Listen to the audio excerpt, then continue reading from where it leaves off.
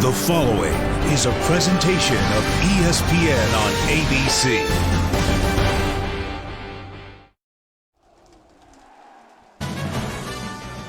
ABC College Football is presented by Walmart. Welcome to rainy and windy Raleigh. The weather getting worse by the minute here at Carter-Finley Stadium as Notre Dame looks to get back to 500 and avoid its worst start in a decade, taking on a North Carolina State team hoping to be a contender in the ACC. Now, we're only about 100 miles from the fringe of Hurricane Matthew, so it's been pouring steadily since the early morning hours. And the wind is picking up and could reach 45 miles an hour here today. And hi, everybody. Dave Pasch alongside Greg McElroy. Tom Luganbill will join us in a minute. You know, Greg, these two quarterbacks in this game are really good. Deshaun Kaiser could be the top quarterback taken in the NFL draft. Ryan Finley for NC State has not thrown an interception this year. But this is a different challenge, to say the least, for these two guys. It's going to be wild. The good news is both teams have to deal with it. The weather is incredibly difficult. The balls are wet. Even things that you take for granted, like getting a snap from the center, you have to focus on it. You see Deshaun Kaiser right there struggling a little bit. And then Finley on the other end, he secures the snap, but pauses a half second to make sure he had good grip on the football. Throwing it, catching it, getting it from center, getting it in shotgun becomes so tough in elements like this, Tom. Well, it certainly does, Greg, and it's not just the moisture, it's the wind too, and how it affects the kicking game. There are so many mechanics that go into it. Consider you got the short snap on a PAT field goal. That holder's got to secure the ball, get it down. The kicker's got to approach it, maintain his footing. The putter's got to take the long snap and be able to secure it and get the ball off. And even fielding a kickoff, you got to deal with wind and you've got to deal with moisture. But so what we're going to see is we're going to see the ball on the ground, aren't we? So there is, believe it or not, a right way and a wrong way of recovering a fumble. You don't want to pounce on it. You want to secure it with a fetal position where you get down here like this and we secure the football so that the ball doesn't pop out on you and see it squirt all across the field. We'll take a look at that today. Anything for an Emmy. Notre Dame hoping to receive a fumble, one of two teams that hasn't this year. Good seats available. Only the brave venture out as we return after this message and a word from our ABC stations.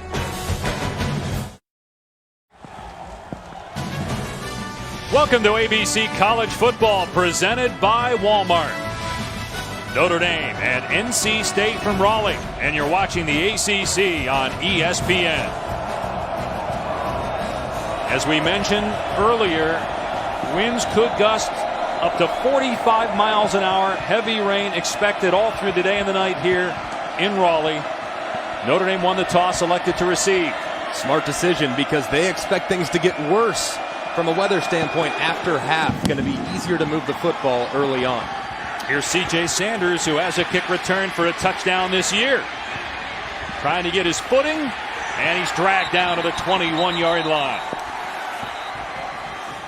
Making his 17th consecutive start at quarterback is Deshaun Kaiser, a junior from Toledo, Ohio, who over the last 3 games has thrown for almost 1,200 yards, including 471, a career high last week against Syracuse. He's accounted for 20 touchdowns, including 6 on the ground.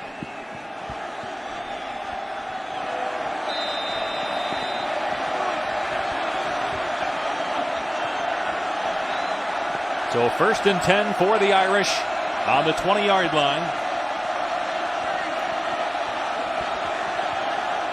Kaiser changing things up here on the first play. And a blitz by NC State to start the game. Kaiser's pass is on the money to the 25-yard line to Sanders. A 5-yard pickup. And a good throw by Deshaun Kaiser. I think this guy is going to hear his name called very early in the NFL draft. A lot of experts think he might be the #1 overall pick, and I have a hard time disagreeing when you look at the way he throws the football. Throws a great deep ball. We'll wonder how much we'll see of that, though, today. Kaiser looking downfield, going to air it out, and it is nearly intercepted. Jarius Moorhead in coverage. Now, was that the throw, or did the receiver run the wrong route that time? It's the throw. The receiver's releasing vertical, And in these gusts of wind, you'll see big-time misses like that. And Deshaun Kaiser, from time to time over the course of the last few games, has gotten a little greedy with the football. That was an example of that, setting up now a difficult 3rd and 5 in a rainstorm. So that was not a design shot. That was his decision to throw deep there? Yes. You see Adams leaving the backfield. Kaiser going to throw it to him out in space. And tried to spin away from the defender, but loses yardage. Tracked down by Gerard Fernandez. So Notre Dame goes 3 and out to start the game.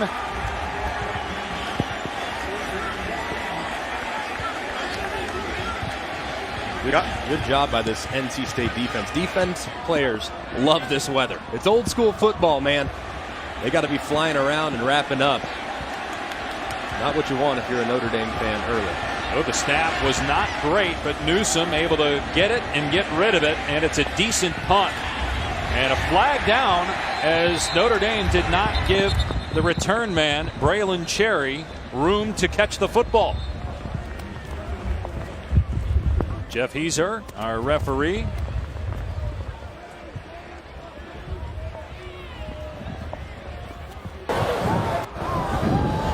Personal foul, kick catch interference, kicking team number 8, 15-yard penalty, 1st down. So that'll put the ball near midfield for North Carolina State on its first possession. Ryan Finley, sophomore quarterback from Phoenix, Arizona, one of the nation's leaders in completion percentage. As we mentioned, no picks thrown this year. He was at Boise State last year. He graduated in 3 years, started 3 games, and he has 3 years of eligibility left. He got a medical redshirt 1 year. He's taking online grad courses right now and is a sophomore quarterback. And here's a flea flicker, and it's through the hands of Finley. And then he throws it away. Wow, they start with trickery in these conditions. Wow. It almost results in disaster. Unbelievable, Dave. That was something that I just don't even know why you would attempt something like that. With field position being a premium in these conditions, Greg, that's unbelievable right there. Yeah, I'm going to have to disagree with the call right there. Get your quarterback off to a nice rhythm. Get him confident in the game. Don't agree with the call by Eli Drinkwitz on the first snap of the game there. Drinkwitz's first year as the OC. He was with Finley at Boise State. Here's an end around to Jalen Samuels, and he's got running room, pushed out near the 1st down. Samuels will do it all for this NC State offense. It's his 15th carry on the season. He also has 20 catches on the year.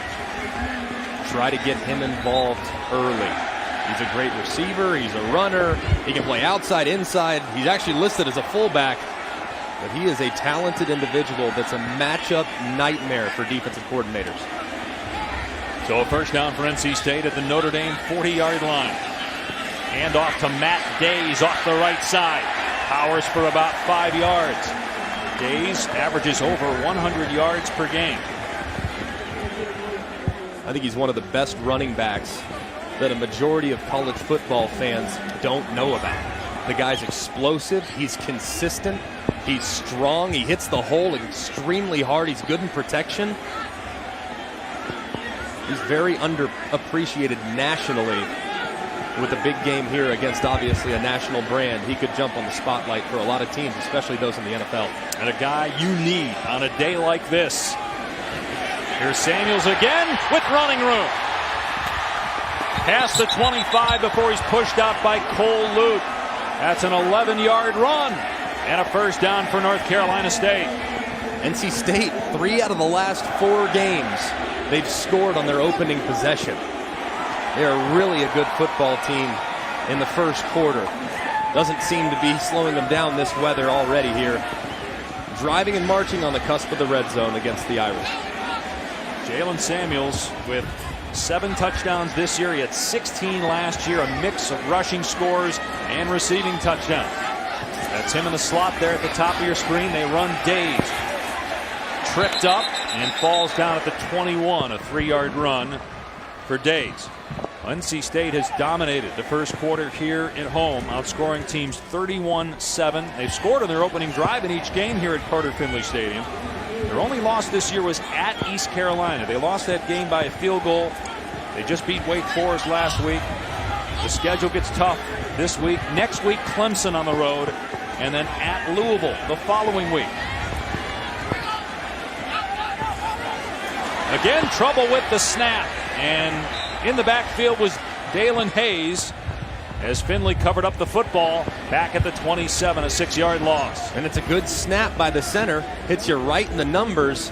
You can see Finley, his head goes just to the right, getting ready to hand the ball off to the running back. But Luke's, you talked about it. You got to double over the ball. Slid right in the fetal position. Well done, my friend. Exactly right. You don't want that ball squirting out on you. Hey, fellas, this is a driving northeast rain right now going in the direction of NC State's offense. Here's 3rd and 13. They fake the jet sweep. Finley rolling out, and the pass is caught. Braylon Cherry with a first down grab. Boy, that was a money throw on 3rd and long into this rain. Bobbled the snap a little there, too. Doesn't throw the prettiest ball, and a little bit too far inside. But a good job by Braylon Cherry securing it with his body, knowing the yard to gain to get the first down, and they pick up a huge first on 3rd and plus. Well, what should we expect? I mean, we're not going to see a lot of spirals today. No, don't be ashamed if you throw a duck in this weather. First down at the 13-yard line. Out of the pistol and a handoff. Inside the 15 is Days and pushed back. Jerry Tillery in there along with Tavon Coney. This Notre Dame defense has really struggled this year, in the hundreds in most categories. Maybe the weather will help. You said the defense has the advantage in this situation. They don't have a fumble recovery this year, only 4 takeaways, only 3 sacks on the year, and 2 of those came last week. They've allowed 30 or more points 4 times.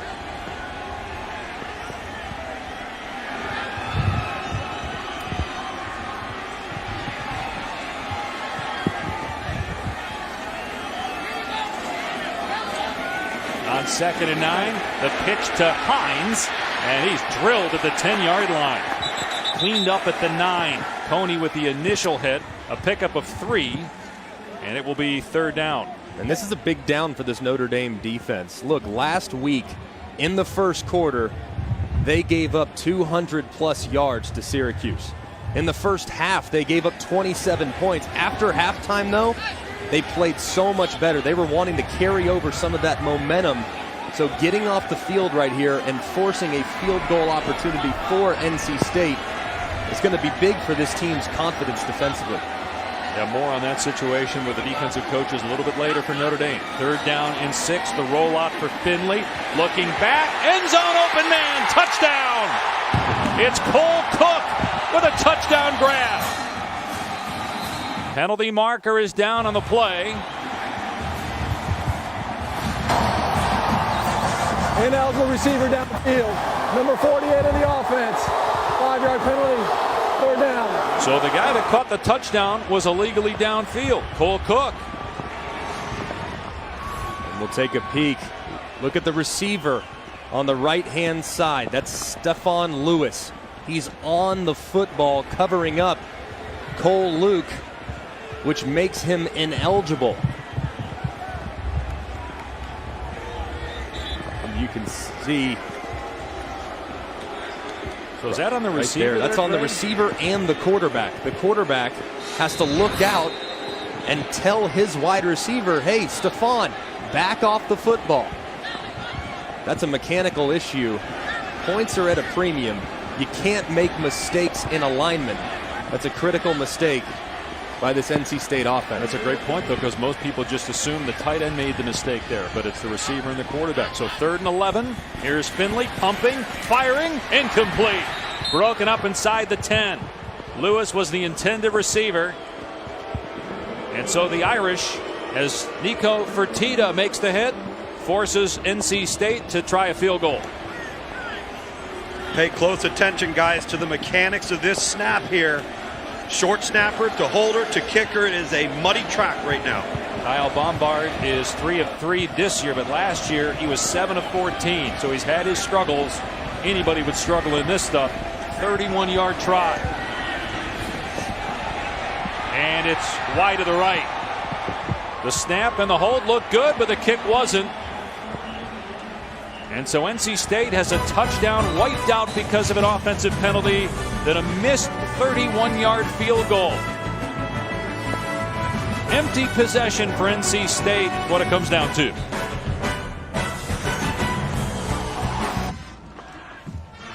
Are the Miami Hurricanes for real? We might find out tonight on ABC. It's the Sunshine State Showdown without the sunshine. Miami and Florida State. It's cloudy there. Obviously, Florida, one of the states impacted by Hurricane Matthew. You can see the game on ABC tonight, also streaming live on the ESPN app, and watch ESPN. So Notre Dame with its second possession. After the missed field goal, the Irish taking over on the 20, and they keep it on the ground with Josh Adams. He makes it to the 24. I want to go back to this penalty. Look at Stephon Lewis. He is on the line of scrimmage, therefore making Cole Luke, as he releases downfield, ineligible. That's on not only Stephon Lewis to get off the football, but on Ryan Finley to look out there and say, hey, buddy, back off a little bit and make sure that you're off the line of scrimmage. Just poorly executed in the pre-snap by the quarterback and receiver. They hand it off to again Adams.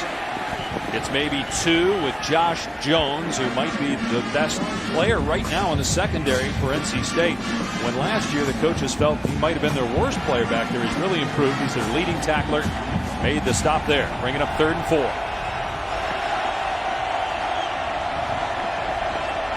I think they'd probably keep it on the ground right here if you're Notre Dame. Maybe a run to the right-hand side because of the numbers. If they do throw it, Kaiser is 2 of 3 passing so far. The one incompletion was on a deep ball. 3rd and 4. Kaiser in trouble. Gets away from a sack. Can still throw it and does. And it's a first down catch at the 31-yard line. Boy, what a smart play by Kaiser. Hanging in there, finding Durham Smythe to move the sticks. Outstanding job because they dropped everybody here. You see they rushed forward. Deshaun Kaiser very patient in the pocket, strong in the pocket too, shedding the would-be sack and then keeping his eyes downfield, finding an open receiver for a first down. Well done by the outstanding quarterback. Man, look at that. It is getting worse. When we got here this morning, it was raining hard, but it has really picked up here.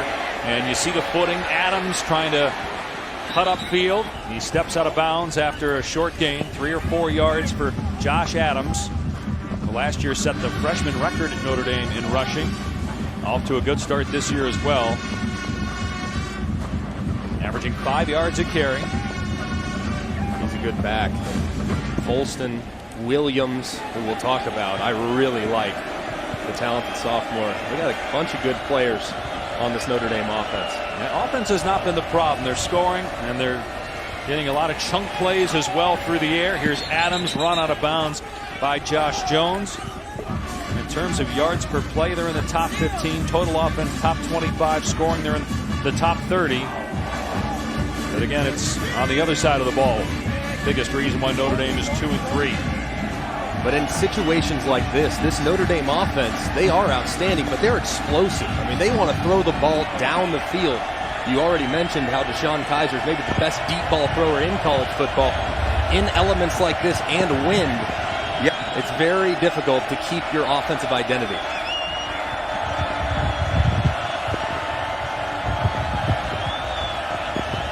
And here is Dexter Williams. No way. No chance. NC State was all over that. Hernandez in right along with Contavious Street.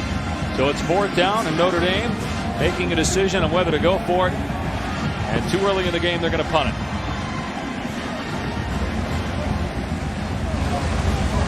Now flooding here. By the way, happy anniversary to Carter-Finley Stadium. This is the 50-year anniversary to the date when the stadium opened, but I don't know if anybody's celebrating that right now. I think everybody's just happy to be dry. And a bad punt off the side of the foot. Although maybe by the end of the day we'll be saying that's a good punt. as the conditions continue to worsen here in Raleigh.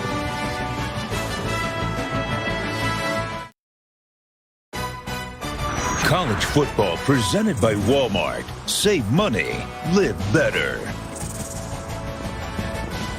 Welcome back to ABC College Football presented by Walmart. We're being told that if we lose power up here, these guys will call the rest of the game from the field. Tell you what, I need to grow my hair out like that. It's a good look. No. You don't like it? No. I think you should do it, Dave. I can't. You both have no chance. Luke is our only chance, Luke. Start growing, my man. I'll do what I can for the team, boys. Yeah, we've already seen that today with you diving on the ground in the puddle to recover the fumble. Hey, there's a right way and a wrong way to do it. I'll tell you though, these fans deserve a lot of credit coming out today. A lot of people wondering, should this game have even been played, given that there were some other games moved to Sunday. Obviously, the Florida LSU game was postponed. We're about an hour and a half from the fringe of Hurricane Matthew. Normally, each team gets 12 footballs in an ACC game.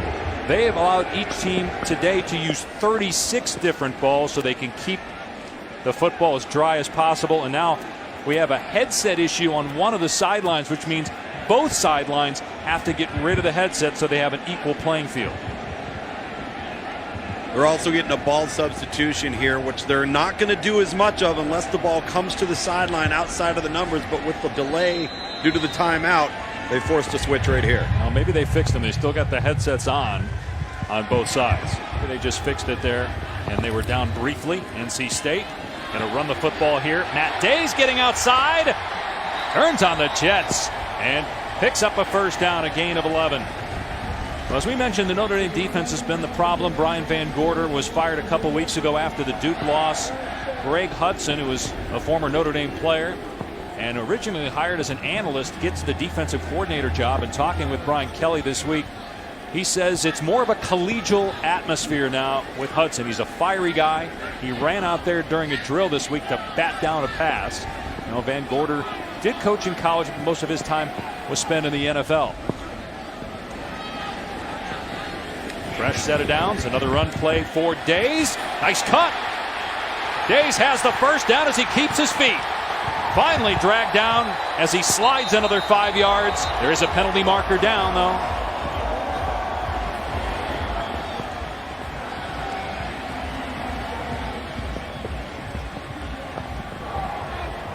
Holding. Defense, number 75. 10-yard penalty. First down. Rare defensive holding call.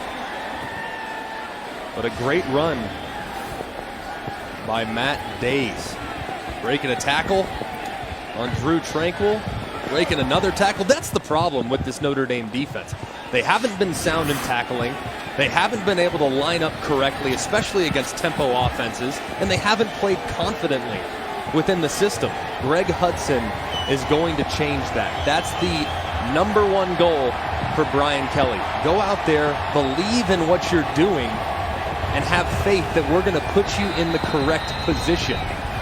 Right there, though, that's just a lack of fundamentals in the secondary when it comes to tackle. Yeah, it was a 23-yard gain, so they actually declined that holding call.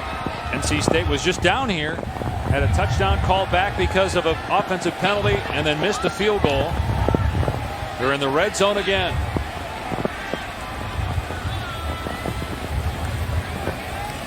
And Finley will hand it off to Samuels, and good sound play there by Devin Studstill.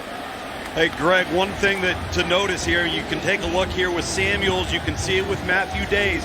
Notice how the tips of their fingers have white tape around their hands. Notice how none of the receivers have gloves on. The material with the gloves gets so slick with moisture, you're better off to put athletic tape, and that's why NC State here doing a good job securing the football under these conditions.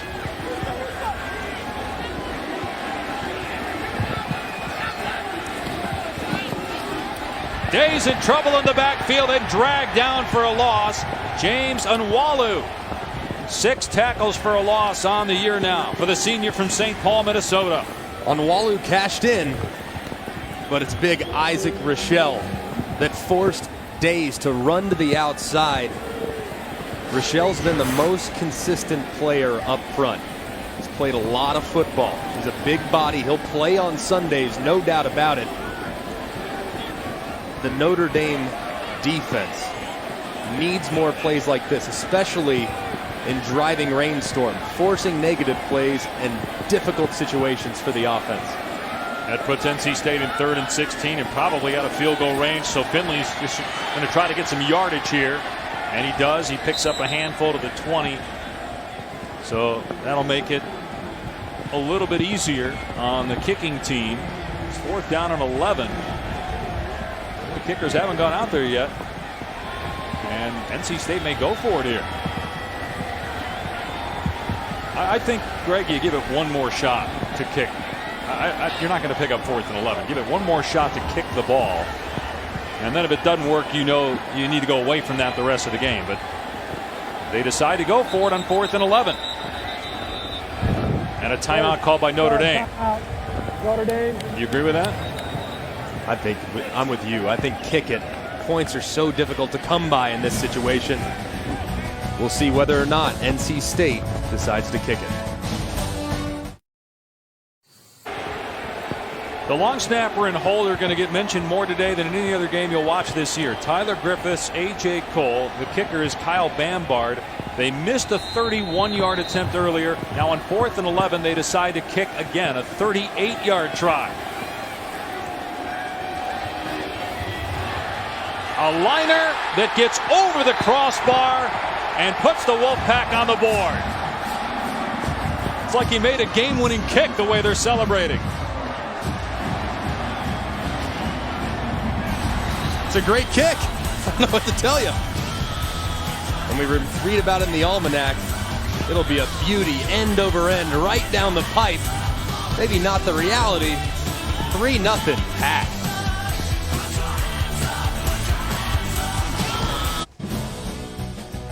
You're watching the ACC on ESPN. A driving rainstorm here in Raleigh. Notre Dame and NC State. It's 3-0 after the Wolfpack just kicked a 38-yard field goal. They've been in the red zone twice. Notre Dame, meanwhile, has not gotten past midfield. And this probably is the most important person in the entire stadium today. The guy that's keeping the footballs dry. Or the gal. And when NC State was lining up for that last field goal, they were actually out there when the commercial break started. So for 2 minutes, they actually switched the footballs out a couple times because they didn't want them getting wet. It's not even about how slick they are sometimes, too. If the ball absorbs the moisture, it gets heavier. So it's harder to throw. And I mean, you throw the same ball 10 million times as a quarterback or kick it 10 million times as a kicker. When it gets heavier, it can throw off some of the equilibrium. I didn't think I'd say that on the air today. Maples with the kickoff. A liner that hit the hand of an Irish player, but it is a touchback as that ball just died in the end zone before Fink got to it. Let's check in with Cassidy Hubbard in our ABC studios. Thanks, Dave. Taco Bell studio update. Maryland looking to remain unbeaten and get their first 5-0 start in 15 years. This will help. Perry Hills to Ty Johnson, and he does the rest. 66 yards for 6. The Terrapins have tied it up at 7 in Happy Valley. Dave, Greg, back to you. All right, Cassidy. Notre Dame out there for the 3rd time on offense. Last week, you saw Kaiser tear it up. Now, they were perfect conditions, and they were playing Syracuse's defense. It's a little bit different here with the weather. As that goes over the head of Kaiser, the ball dies at the 10. Kaiser gets it back at the 6. Both players slid an additional 5 yards on the ground. Bradley Chubb had the first crack at it. Lugs, we laughed at you. I know you did. We laughed at you in the open as you tried to talk about recovering a football in this weather. Bradley Chubb dives right on top of it. The slick ball shoots forward. Exactly, right? And Kaiser's able to. You got to get the fetal position, Greg. You have to. That was a loss of 19. How can you see the ball when you dive for it? When you hit the ground, water splashes into your eyes. So 2nd and 29. Straight ahead, Dexter Williams pulled back. Hernandez has been on every stop. He looks like he loves to play in this weather. So a short gain there. It'll bring up 3rd down and long when the second quarter begins. What a field position nightmare, Greg, for Notre Dame right now, because there's no answers. There's nothing scheme can do. There's nothing talent can do right now. This is all about the elements, and the momentum is on the side of the red guys. You're holding up good, though, buddy. Aren't I? 3-0 NC State leads Notre Dame. And we'll return after this message and a word from our ABC stations.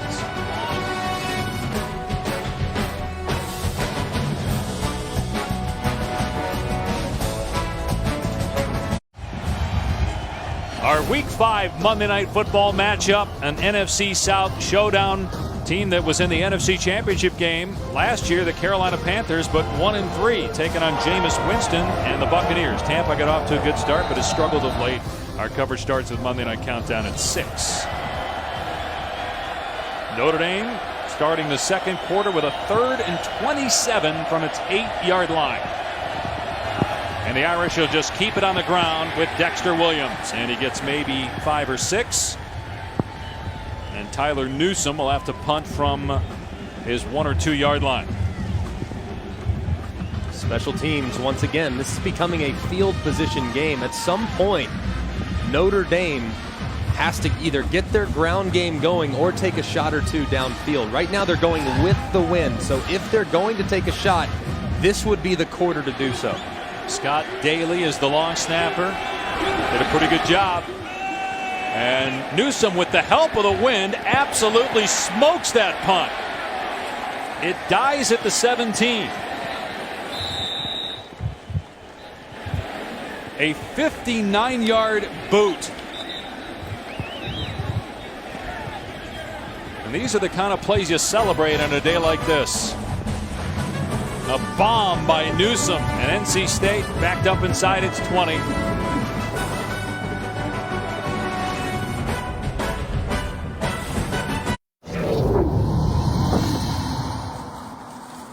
Our mentality is the NASCAR mentality, is it not? We're going to drive fast today, man. We're going to drive fast, but we're not going to crash the car, right? I watched you guys play catch with a muddy, filthy football yesterday. No problems, man. No problems at all. It's all about one thing: focus. AT&T Inside Access with NC State head coach Dave Dorn addressing his team pregame. It's his 4th year here with the Wolfpack. They went to the Belk Bowl last year, won 7 games, 8 games 2 years ago. His team up 3-0 on Notre Dame. Trying to get to 4-1 in the season. Here's Hines, and he stumbles and makes it to the 20, picking up 3 yards. Ryan Finley, the starting quarterback, had an interesting journey. He was at Boise State, graduated in 3 years. The offensive coordinator there, Eli Drinkwitz, he's now the OC here, teaming up with Finley again. They were not a package deal. Drinkwitz was here in December and January.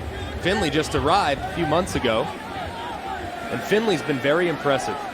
Throwing the ball accurately, making good decisions, and beat out a very talented backup quarterback in Jalen McClendon. Here's Hines again. And he gets another 3 yards, brought down by Tavon Coney. You can take a peek at McClendon there. 6'5", 212 pounds. Has dynamite speed, can really run the football. He does play quite a bit when they get in the red zone. Has had opportunities. But Finley's been their man, and he has led them, obviously, to a 3-1 start. Looking for 4-1 today. And 120 straight attempts without an interception. That's the best at NC State since 1980. That goes off the hands of Finley. He had trouble with the snap, and so Notre Dame's going to get off the field here. Finley thought there should have been a penalty on Jay Hayes, the defender for Notre Dame, who came in there with a hit. It's 4th down. This is the second time he's let a ball get through his hands. I'd have to agree with Finley. I don't think that hit right there, after Finley was clearly down, was necessary. Notre Dame's got to be smarter than that. If I was the official wearing a white hat, that's a penalty all day long. Tough to slow down, though, in this weather, as the punter corrals it. And it will go out of bounds near midfield. Best starting field position yet for Notre Dame after just a 30-yard punt by NC State.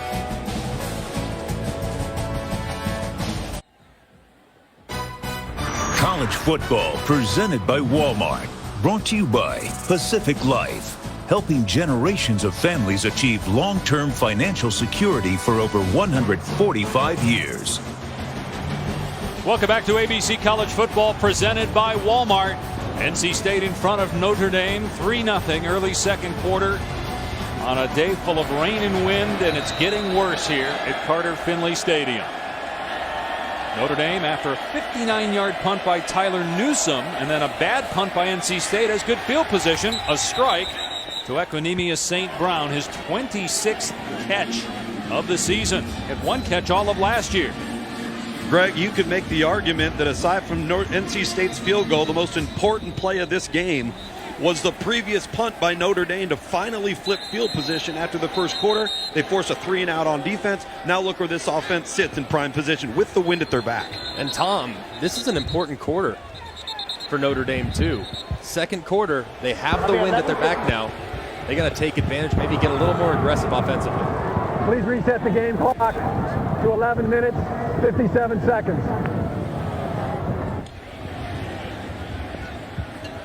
To the last 15 seconds on the clock as St. Brown was out of bounds. So 1st and 10 at the 36-yard line.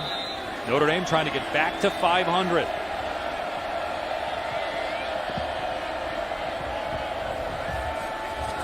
Kaiser shows off that arm strength, firing to Torrey Hunter.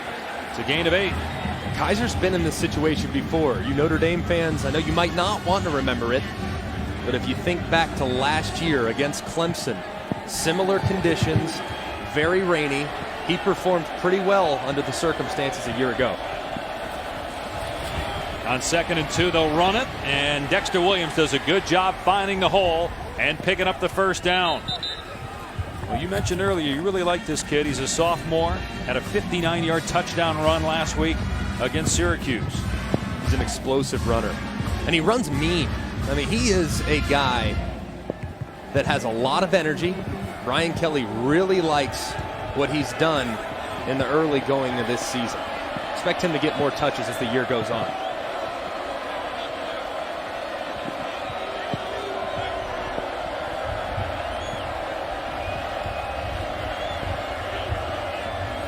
Kaiser to the air, looking deep, steps up, takes off, and is driven to the ground by Kentavious Street. Well, Notre Dame started the year 1-3. The last time they were 1-3 was 2010. The Irish finished 8-5 that year. Do you think this is a team that's talented enough on defense to go on a run? They still have Stanford, Miami, Virginia Tech on the schedule. They have talent, but playing defense is 50% talent, 50% attitude. With Greg Hudson now calling the plays defensively, maybe they'll get that attitude that they so need. The ball's on the ground there, and it's picked up by a North Carolina State player, and the Wolfpack have it. Jack Tocho has the ball. There was a pile, and then all of a sudden Tocho came out of there with it. Now this is unusual. The center trying to snap the football. It just rolls right out of his hand. And everybody's trying to dive in on it. It's still loose under the pile at number 98. Yeah, B.J. Hill actually was the one that came up with it. I wonder if his knee was down when he got it. It's only a couple of yards, but I don't know that I've ever seen that before, where the center can't even snap it back. I've seen it dribble back a little further than that, but never where it just goes directly sideways. Hey, Greg, down here from this perspective and being by the ball boys and the ball girls down here, and they've got added extra personnel, it doesn't matter how many towels they have, and it doesn't matter how dry they keep them. The transportation is what's causing the problem. Back in a moment, 3-0 NC State. Allie Hubbard with your studio update. Georgia Tech taking on Pitt in their sweet retro unis. Nathan Peterman throws it back to Brian O'Neill, who rumbles 24 yards for the score. The 6'6", 300-pound O-lineman puts the Panthers on the board. It's 7-3 now in the second. Dave, Greg, back to you. I love that rule, Cassidy. In college football, an offensive lineman can catch the ball as long as he's behind the line of scrimmage, different from the NFL. I remember Laramie Tunsil, big Laramie Tunsil, in the Sugar Bowl last year. The Ole Miss Rebels scored a touchdown. I'll tell you what, I might move that guy to tight end. That tackle that was picking the knees up. Boy, look at the football, man. The rain just pounding on it. Yeah. Muddy, windy. NC State going into the wind, leading 3-0. And on the jet sweep, it's Hines. And he lost the ball at the 23-yard line. Julian Love jumped in there first for Notre Dame. No signal yet.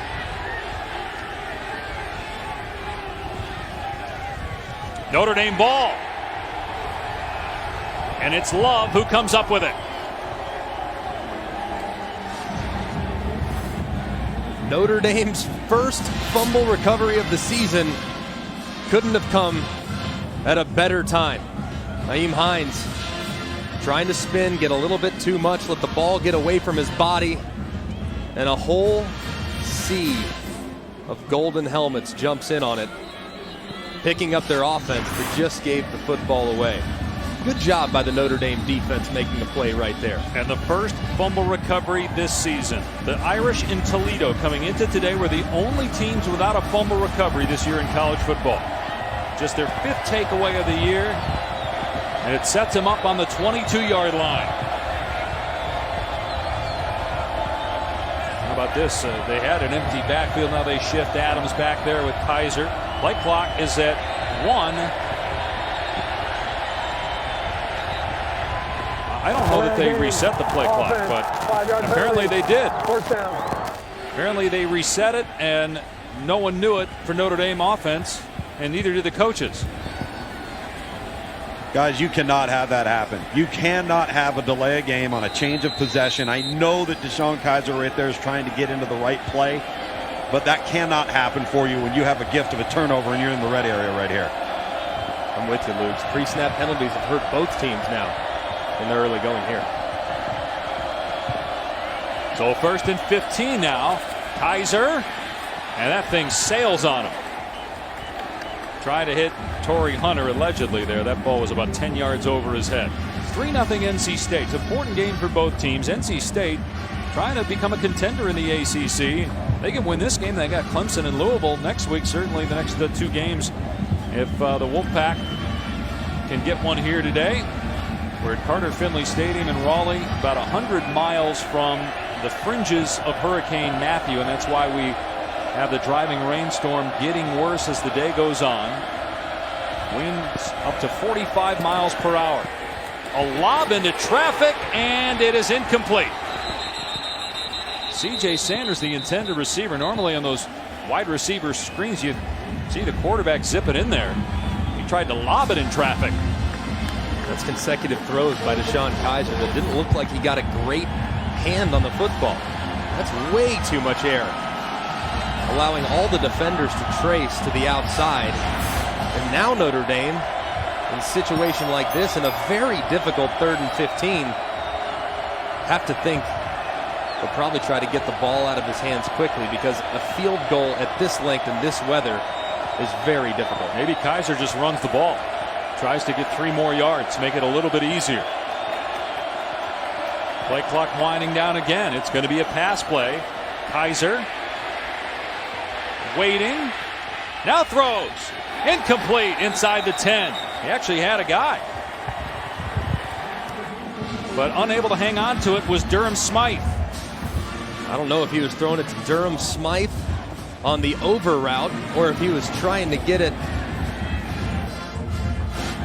The receiver retracing back, and Notre Dame looks like they're going to keep the offense on the field. Wow. Why would you do this on 4th and 15? Why not in the last play just run the ball? Give your kicking unit a chance. It'd be a 45-yard field goal, but that's too long today. And now movement by Notre Dame. offense, number 68.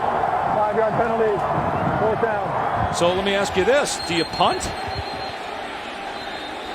Another flag just came in here. Dave, they're going to call a personal foul on number 9, Chubb, the defensive end for NC State, for taunting, pointing out the offensive tackle for Notre Dame, Mike McGlinchey, being the person that false started for Notre Dame. Wow. 2 fouls on the play. False start. Offense. After the play is over, personal foul, unnecessary roughness, number 9, 15-yard penalty, automatic 4th down. Yeah, again, the plays don't offset because one was a dead ball foul, the other was after the play was over. So just a incredibly dumb play by Bradley Chubb. Right there, there's 9 on the right-hand side. Obviously a dead ball, and he's pointing right in his face. Now, they called unnecessary roughness. Yeah, it's unsportsmanlike conduct. It looks like unsportsmanlike. I'm with you. It's taunting. That's questionable. I mean, he's pointing the fact that the left tackle jumped off sides. He's not taunting. That's a bad call, in my opinion. That's going to give Notre Dame an automatic 1st down. It will put the ball inside the 20-yard line again.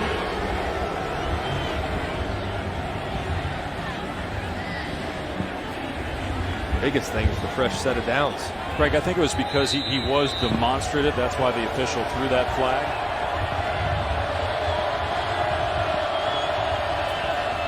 Now they're going to run it. Here's Josh Adams, and he gets a yard as Jared Fernandez makes another tackle. Let's watch again here. McGlinchey going with the false start. Okay, he's pointed, but he continues to point, and then he starts to do it with 2 hands. If we had a little bit longer there to show you, so I understand why the flag was thrown. I know you disagree with it, but I get it from the official's perspective.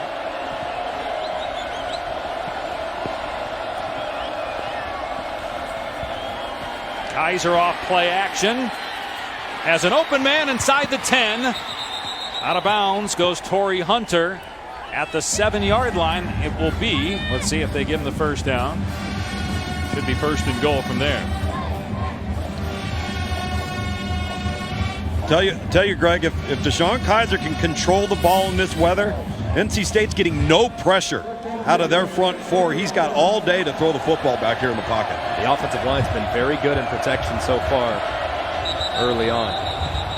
Another dead ball foul. Movement by Notre Dame. Offense, number 56. 5-yard penalty. 1st down. The left guard, Quentin Nelson. And you didn't see any NC State players motioning with their hands that it was Nelson there after what happened earlier. You just can't have mistakes like this. I mean, you're 2-3. You're trying to get back to 500. The defense is holding up their end of the bargain today for the most part. The offense, as you're knocking on the door, you can't lose 5 yards, not in the red zone. So 1st and goal now from the 11-yard line. Kaiser to throw. Instead, he gets sacked at the 20-yard line. Bradley Chubb. 3 sacks on the year for the junior captain.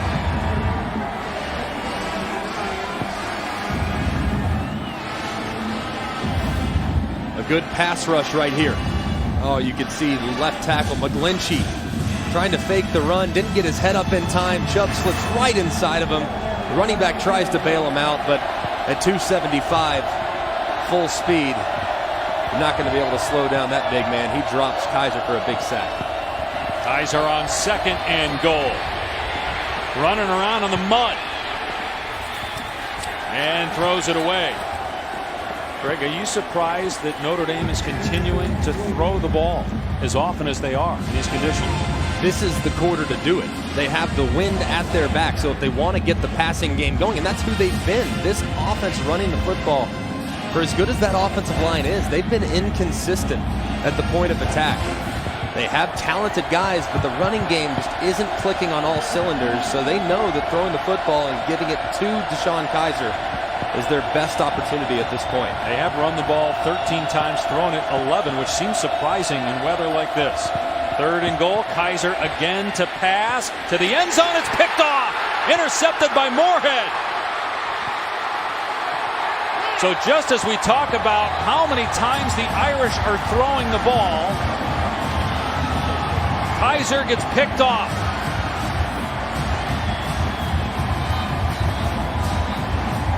It's redshirt freshman Jarius Moorhead with his first pick. A huge stand for this NC State defense. Irish had 1st and goal at the 5, no points. NC State balling.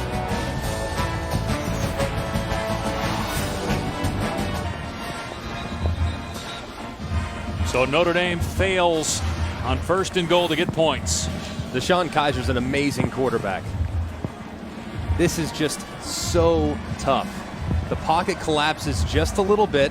He's going to the correct receiver. Great decision. Ball just slips out of his hands. I mean, there's just nothing you can do as a passer in these circumstances. It's going to happen. Unfortunately for Kaiser and the Notre Dame offense, it ended up in the hands of a guy wearing a red jersey in Jarius Moorhead. He's filling in right now for Sean Boone, who was suspended for the first half of this game for targeting from last week. North Carolina State runs the ball. Matt Days picks up 2 or 3. Take a look pregame at the grips for these guys. What do you see here when you're looking at this, Greg? You look at Kaiser. He has 2 fingers on the laces, being the pinky and the ring finger. That 3rd finger is almost on the stripe, which on a Wilson football is elevated, should give you additional tackiness. Ryan Finley, big hands, long fingers, hasn't had a ton of problems throwing it or gripping it at this point, with the exception of a few bobbled snaps. Here's the jet sweep. Samuels in trouble in the backfield, nowhere to go, and pushed out of bounds at the 22 by Tranquil. Was he hit late? Fans thought that he was, but no flag. But again, Greg, I'm just surprised, going back to that last possession by Notre Dame, why they didn't run the ball when you got inside the 20, especially after the penalties when you're backed up. To throw the ball there, 3rd and goal from your 20-yard line. I'm with you. This Notre Dame offense needs to become more balanced. Their production so far through the first 5 games of the season, 2/3 of their yards were made through the air, 1/3 on the ground. That needs to get closer to 50-50 if they're going to play against good defenses like they're seeing here today. Now a screen and a great defensive play as Days is wrapped up by Daniel Cage. So a loss on the play. NC State will have to punt. Look how fired up Greg Hudson is there. Hudson's going wild. That's a good job by Notre Dame, knowing that it's hard to throw the ball down the field. So you wrap up, you get tight, you get aggressive, and Hudson loves it. They say he is a boatload of fun around the facility. This Notre Dame defense really has played so much better the last few weeks. That's actually a pretty good punt, given the situation, down to the 38-yard line. 40-yard boot. Our Aflac trivia question: what schools have had the most former quarterbacks start in the NFL this season? Do you have a clue? I do have a clue. All right. What do you got? I know one, because there's 2 guys whose name are on the stadium right below us, and Russell Wilson and Phillip Rivers. Okay, and who's the 3rd guy then if it's NC State to start this season? It has to be 3. Yeah, I'll give you a hint. He was just put on injured reserve yesterday. Aha! The New England Patriots. Jacoby Brissett. Yep. We'll answer the other one, because there's 2 teams. NC State does run it here, and diving is Josh Adams out to the 44-yard line for Notre Dame. So a gain of 5 of the play for Adams. 3-0 NC State. Phillip Rivers still getting it done with the San Diego Chargers, and of course Russell Wilson starred here initially, and then it was between him and Mike Glennon. The coaching staff at the time wanted Glennon, so Wilson ends up going to Wisconsin and is now a star in the NFL. Adams planted by Street after a 2-yard run. 3rd down coming up.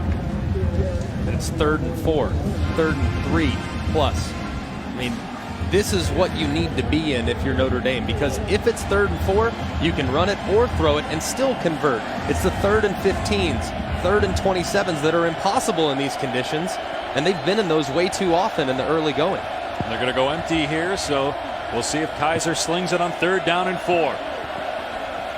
It's a quick pass, and again you see it. There's just no chance to throw the ball. I mean, this is one of the best quarterbacks in all of college football, and he's throwing ducks because of the weather. There's just nothing you can do. I mean, you have to grin and live to play the next snap. Right there, the ball just doing his best Clayton Kershaw impression on a little sinker. It's hard in these elements. I never had to play in a situation like this, so I can't speak to it personally. But seeing these guys, and as good as they are, seeing them struggle makes you think it's remarkably difficult. Braylon Cherry is deep. Another good punt by Newsome. And the ball sinks into the ground at the 15-yard line. All right, let's go ahead and answer the Aflac trivia question. We mentioned there were two teams that have had 3 Aflac former quarterbacks from their school start in the NFL. You said NC State. The other, and I knew this one because I watched it on Thursday night, Drew Stanton start for Arizona. Stanton, Kirk Cousins, and Brian Hoyer are all starting this year for Michigan State in the NFL. And I always forget about Michigan State when it comes to the quarterbacks. They've had a lot of good ones over the years. The last 10, 12 years, they've had multiple guys in the National Football League, as has NC State, and of course, Notre Dame the same. And if something were to happen to Jameis Winston on Monday Night Football, Mike Glennon from NC State is the backup quarterback there. Matt Days does a good job to get positive yardage there. He was hit at the point of attack by Greer Martini. Oh, Greg and Dave, we were talking about the ball and being able to grip the ball, and you made reference to the brand of the ball, Greg. If you have a leather white stripe on the ball that's got a raised stitching, that's going to give you much grip, whether you're a running back or a quarterback, much better grip than the ball that's a painted white stripe that's going to be an awful lot more slick. Notre Dame has one with that tacky stripe. Here's Days through a crease at the 30-yard line. All the way to the 44. Matt Days has 8 career 100-yard games. He might get that today. Picks up 28 on this one. And great job at the point of attack. Big Tony Adams, big Will Richardson, the right guard and right tackle respectively, doing a nice job on the right-hand side, opening up a big hole for Days. And they go back to Days again. He is grabbed by Jerry Tillery after a minimal gain. Now, Days last year had 5 consecutive 100-yard games before suffering an injury in the 8th game of the season. But he's number 4 all-time in total touchdowns at North Carolina State. I mean, I think he might be one of the best backs that a lot of people have never heard of. I mean, talent-wise, burst, outstanding vision, patient, catches the ball well, protects. He's done it all for NC State over the course of his career. Here's Days again on 2nd and 9. And Powers through an arm tackle, muscles his way into Notre Dame territory. Little extracurricular activity in front of the Notre Dame bench, but it does not draw a penalty flag.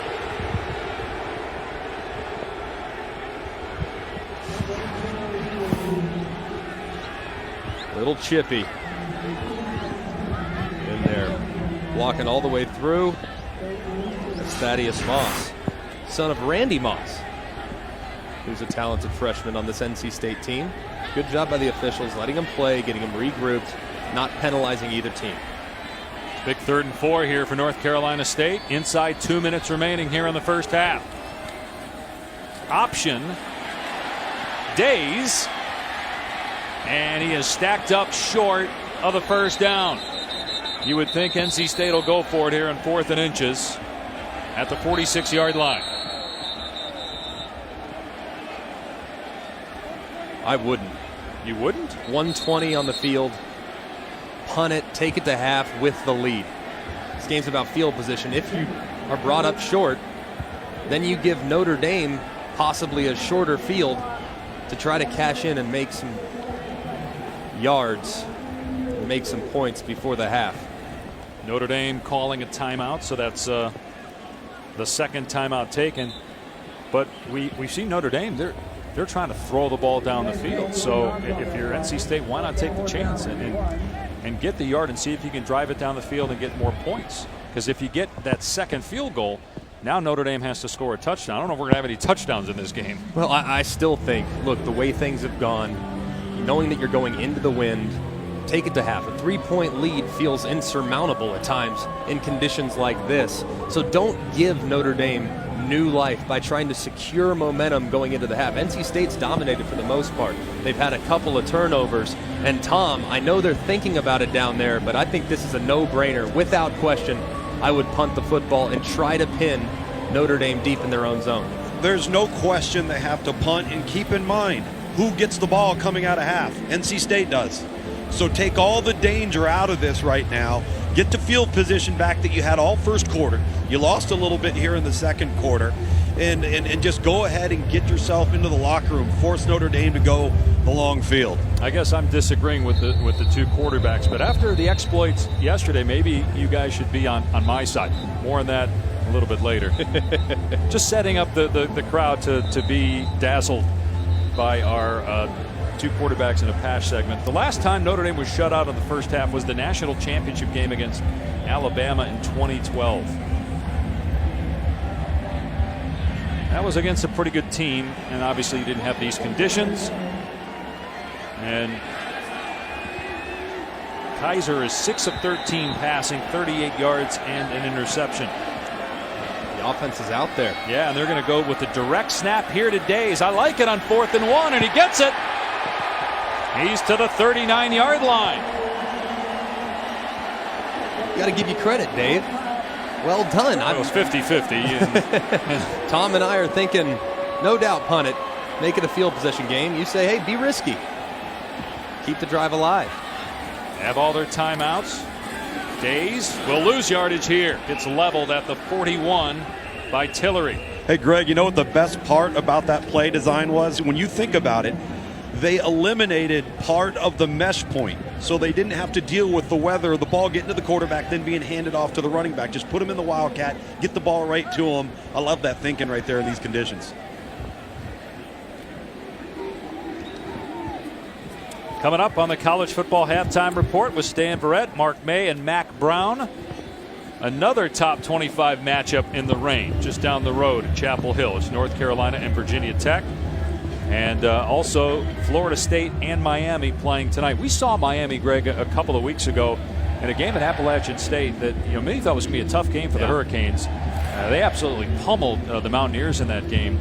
Florida State still looking for its first ACC win. Who do you like in this game? I'm leaning Florida State. I look at this team, and obviously under the circumstances, they've been well below the expectation level that a lot of people had for them.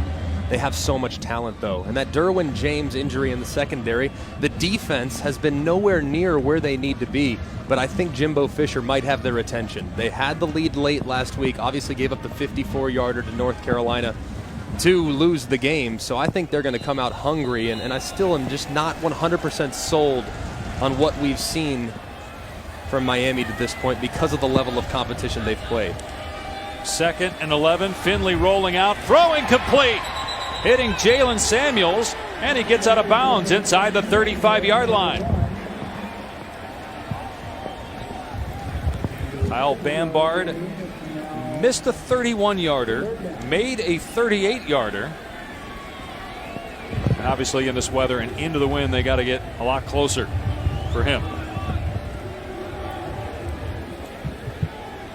No rush here if you're NC State. Just thinking, hey, I'm going to play offense. Still got a couple timeouts in my possession. I think they already went for it once on 4th down. If they come up short, got to think they'll probably try it again. Play clock was winding down, timeout.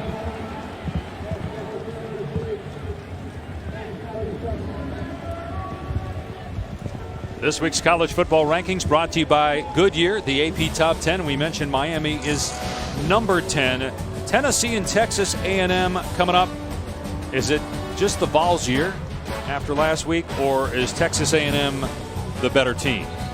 Texas A&M's very talented, and their quarterback Trevor Knight, he hasn't been really explosive, especially in the passing game. Missed a lot of opportunities through the air the last few weeks, but he's steady and he's able to run the football. And Tom, that game between Texas A&M and Tennessee, it could determine an awful lot because of the injuries on Tennessee's side. Oh, there's no question. Tough contest for the Volunteers, and I think it's important that they get off to a fast start so they don't feel like they've got to rely on what's taken place in the previous weeks.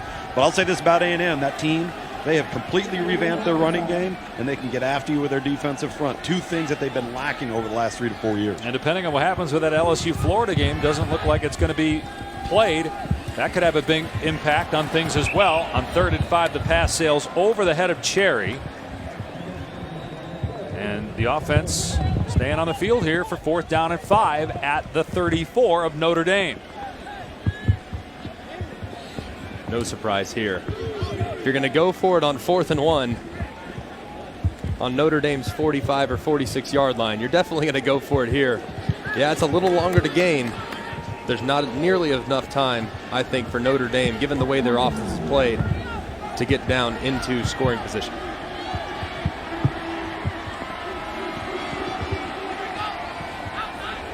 Pressure coming for Notre Dame. Finley's pass is dropped. Thaddeus Moss, a true freshman, couldn't pull it in. Would he have been able to get the first down if he caught it? Hudson fired up as the Irish take over on downs. Offensive coordinator Eli Drinkwitz had the perfect play call. He's got Thaddeus Moss, who's a big, fast body, going against the defensive end in Trombetti. Hudson, look at the energy he's showing. That's what they need. I think this defense, look, they're young. They lost a lot of quality players over the last few years. They just need to believe. And Greg Hudson's trying to instill that belief in themselves. Now let's see if the offense for Notre Dame can do anything in 55 seconds. Kaiser's had trouble just throwing the ball 2 yards down the field. That pass broken up at the 38-yard line. It was intended for Torrey Hunter. Clark steps in front. And it's 2nd down.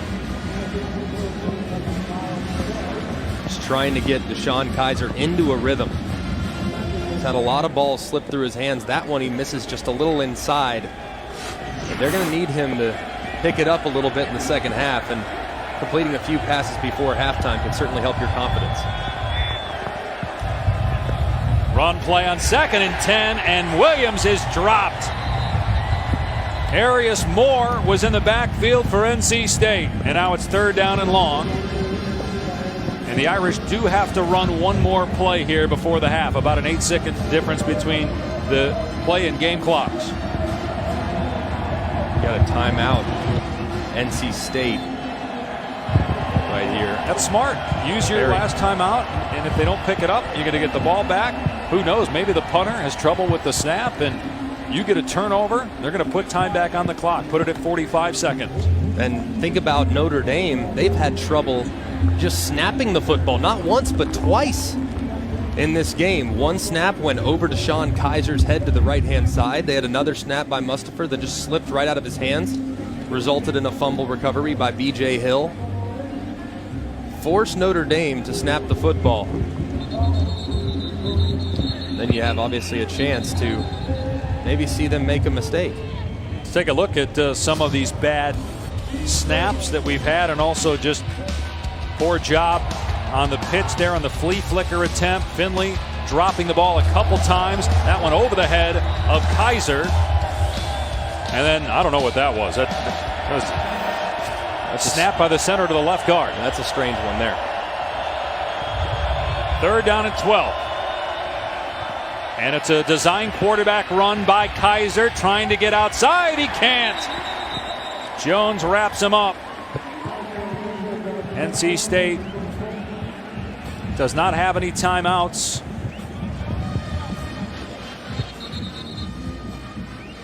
So that'll end the first half. Smart play. Use the timeout. Maybe you get a fumble. Maybe somebody runs out of bounds and they have to kick the ball. But Kaiser stayed in play that time, and that'll end the first half. So who knows, a 38-yard knuckleball that just got over the crossbar could be the difference in our game. Tom Luginbill will talk with Brian Kelly coming up. It's 3-0 North Carolina State over Notre Dame at halftime. And we'll join the college football halftime report after these messages.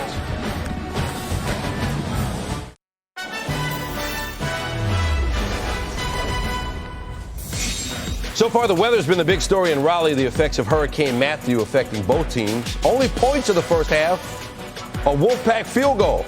Tom Luginbill with Notre Dame coach Brian Kelly. Well, coach, this thing went just like you thought it would. You got weather, you got kicking game, and you got field position. How do you remedy those things in the second half? Well, we got to take care of the football. We had the bad snap, obviously, and then Deshaun lost the grip on an open receiver that he had coming open in the end zone. So, it's just one of those things. You just got to fight through the conditions. They're fighting through the conditions. Defense is playing really well, and now our offense has got to, when we get the opportunity to flip the field position like we did, we got to capitalize and get a score on the board. We're having some issues snapping the football. I know there was that false ball coming up from the center to Deshaun Kaiser, and there's some confusion on that ball and whether it was snapped or not. Yeah, I mean, obviously we decided that obviously we had some questions relative to whether it was actually a snap. Okay. He had lost grip of the ball, and obviously he tried to make a snap, and the correct call was made. All right, Coach, thank you. Historically black colleges and universities play. It's Tuesday at 10 Eastern on ESPN. Second half coming up here on ABC. Deshaun Kaiser and the Irish trying to get on track in the rain.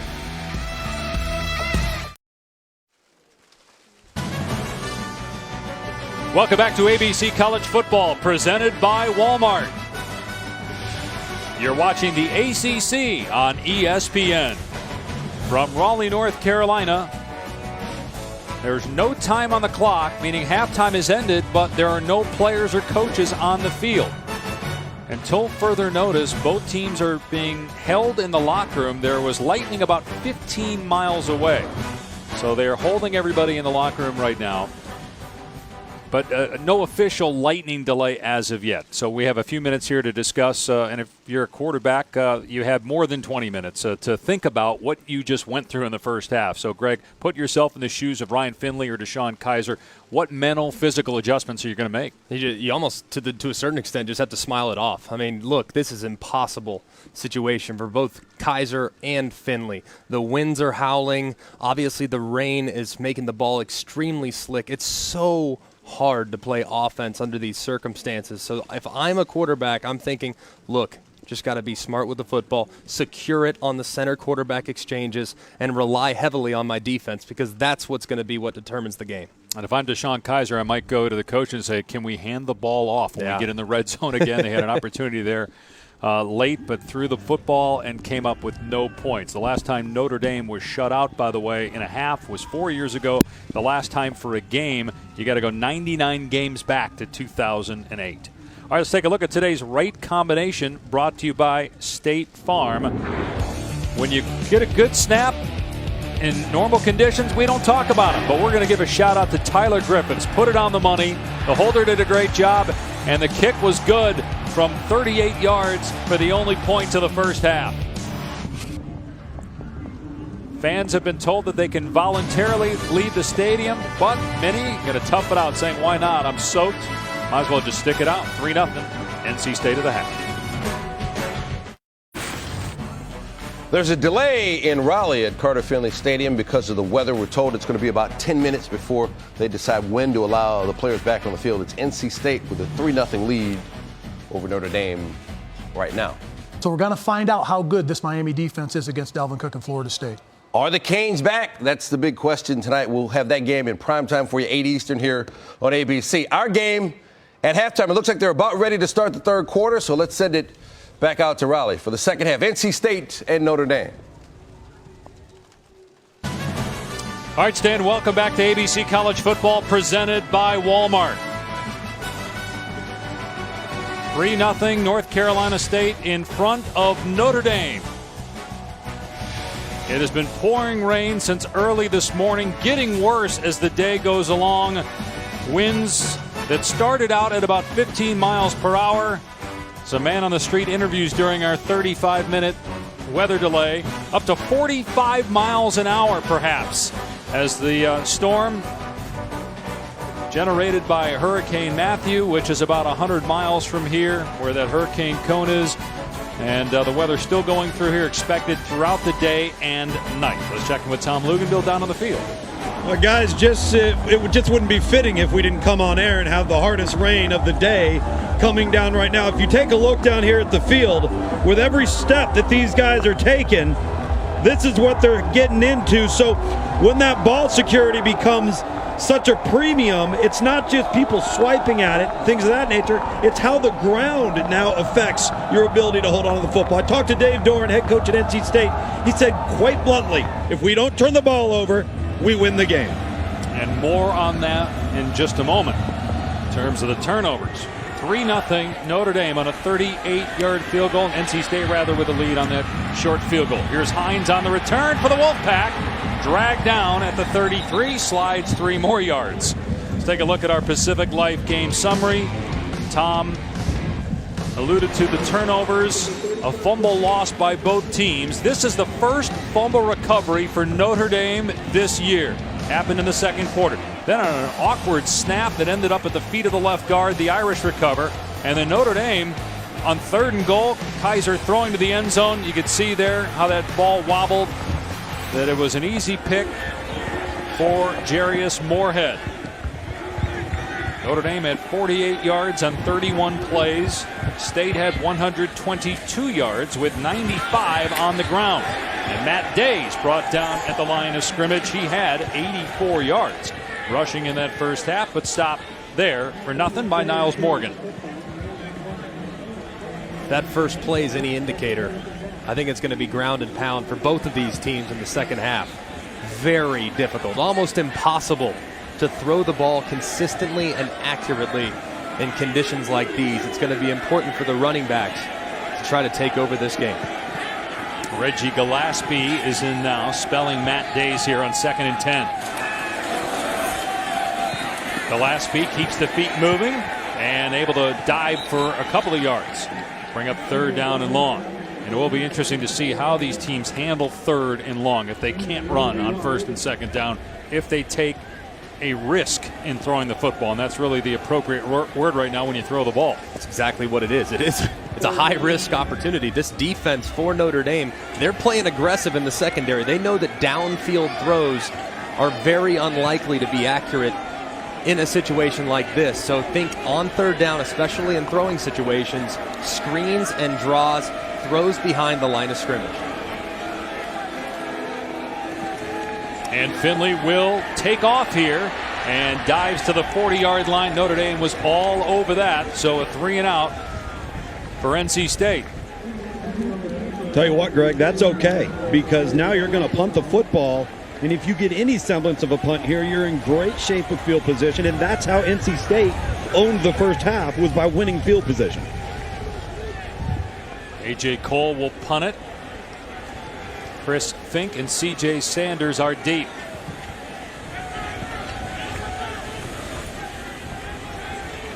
Tyler Griffiths, the long snapper. Ooh, and it was close to the punter's knee being down, and it was. The punter's knee was down, so Notre Dame will take over at the 25-yard line. Again, we told you at the start of the telecast we would mention long snappers more today than in any other game all year. And Griffith's snap was a little bit offline. Cole's knee is down clearly there. It's a great call by the official. The wind pushed it just a little to the right. Punter had to go down. Great field position for the Irish.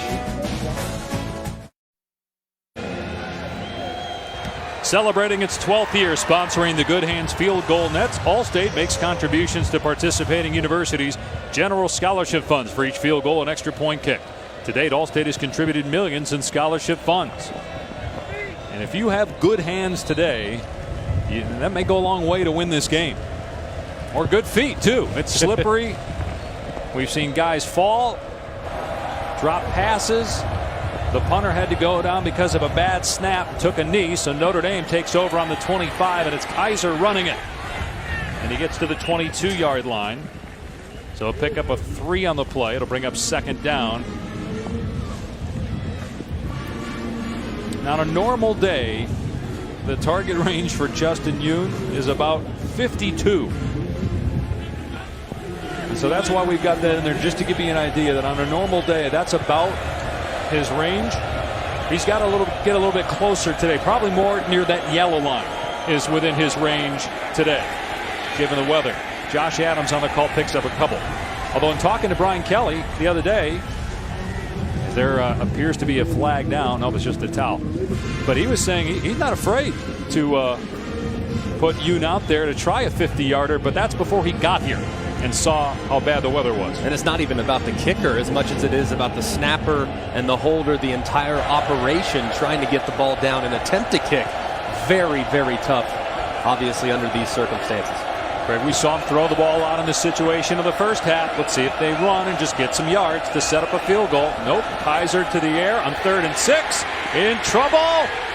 And down he goes for a sack. So they lose a couple yards. It'd be a 40-yard field goal from here. Bradley Chubb makes the play. So Notre Dame looking to tie the game here. So it'll be a 40-yard try for Justin Yoon. Scott Daly is the long snapper. Montgomery Van Gorder is the holder.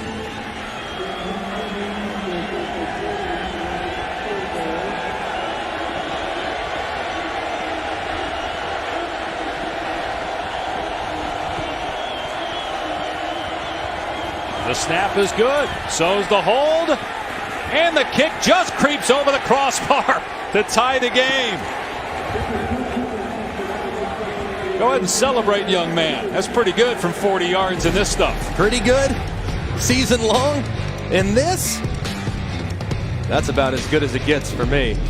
What a kick by the field goal kicker, Notre Dame Yoon.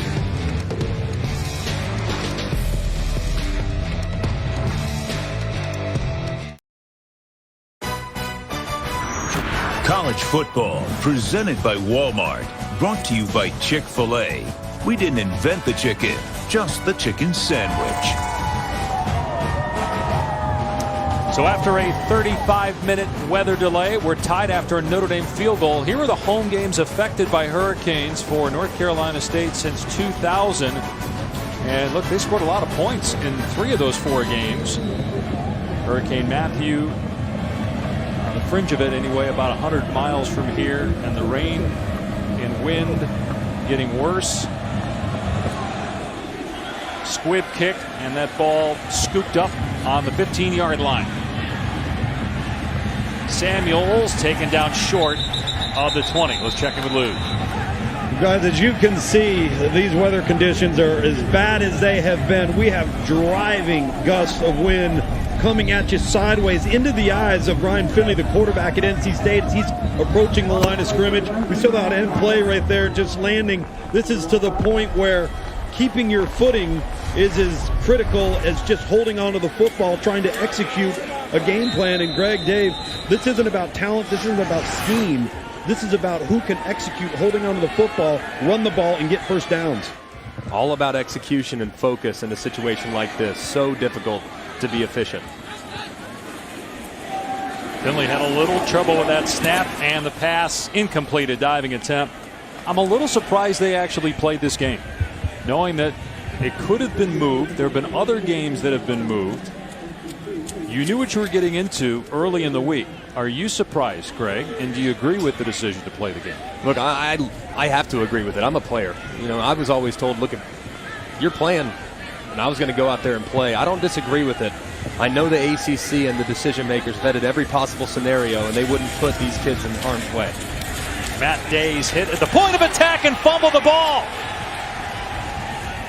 Notre Dame appears to have it. Onwalu jumps on it, and it's another fumble recovery for the Irish.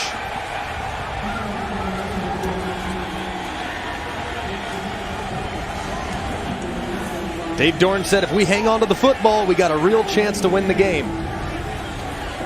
His very talented running back, sure-handed running back, Days right there. Getting stood up at the point of attack, trying to reach for extra yards. And the ball just slipping right out of his grasp. Critical mistake there by this NC State offense, but credit to Notre Dame. They're ripping at that football all the way to the ground, and that's exactly what they should do, because as a ball carrier, it is so tough to hold on to a football that's as wet as these. So Notre Dame came into this game through 5 regular season games with no fumble recoveries. The Irish have 2 in this game now. And they start inside the 25-yard line. Kaiser to throw. Instead, he gets walloped and sacked back at the 25. Kentavious Street, most improved player on this NC State defense, was back there. Justin Jones got some push as well. This is a good offensive line for Notre Dame, but that was just better coverage by the NC State defense. There was nobody open. That's a coverage sack. You see Deshaun Kaiser looking downfield, trying to identify an open receiver, and there's no one there. Eventually that rush is going to get home. He needs to allow the shot clock to go off in his head, and when nothing's there, go north and south and try to get something with your legs.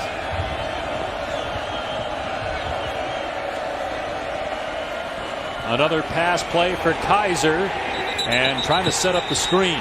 And again, you see every time Kaiser throws the ball, unless he saw nothing there and he was just grounding it, the ball comes out of his hand awkwardly. That right there, he was just grounding it. NC State, another good job dialing up that screen. It's tough, and trying to be accurate with the wind and the gusts that are constantly changing.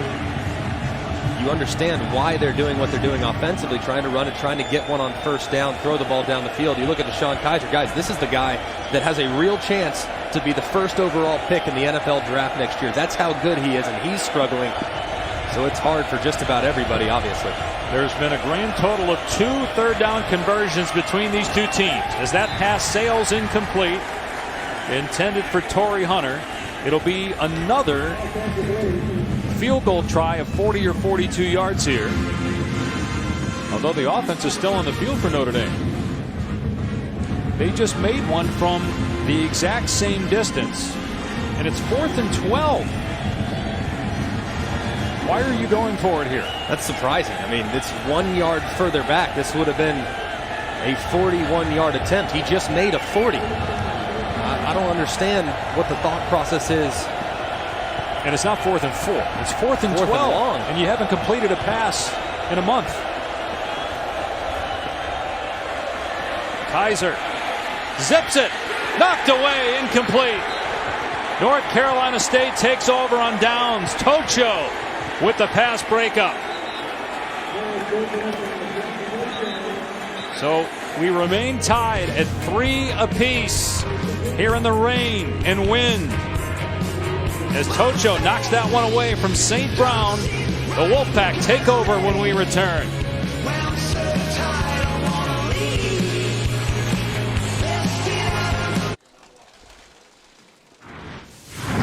Take a look at today's Good Hands play, brought to you by Allstate. Normally when broadcasters mention long snappers and holders, it's for a bad reason, but not for today. Great job by the NC State group there on the made field goal in the first half, and then Notre Dame here to start the second half. Perfect snap, excellent hold, and Yoon boots it through from 40 yards to tie the game at 3. Brian Kelly, though, electing to go for it on 4th and 12 when it would have been a 41 or 42-yard attempt. They don't get it, and so NC State takes over on its 24-yard line. Matt Days closing in on another 100-yard rushing game. Gets the carry here on first down. Stacked up after a gain of 3 or 4. Unwalu leading the charge. Dalen Hayes in there as well for Notre Dame. You look at this defense, they are not respecting the pass at all. I mean, as soon as the ball snapped, both safeties are running straight into it, and now at quarterback, you have a run threat in Jalen McClendon. McClendon has rushed for 2 touchdowns this year. He takes off on 2nd and 7, has the first down and more. Makes it to the 47 before Tranquil brings him down. That's 20 yards for Jalen McClendon. great decision by Eli Drinkwitz, the offensive coordinator, saying, look, we can't throw it. Not going this direction, not under these circumstances. Let's try to get something out of the quarterback position by doing some quarterback run game type techniques. McClendon again finds a hole into Notre Dame territory.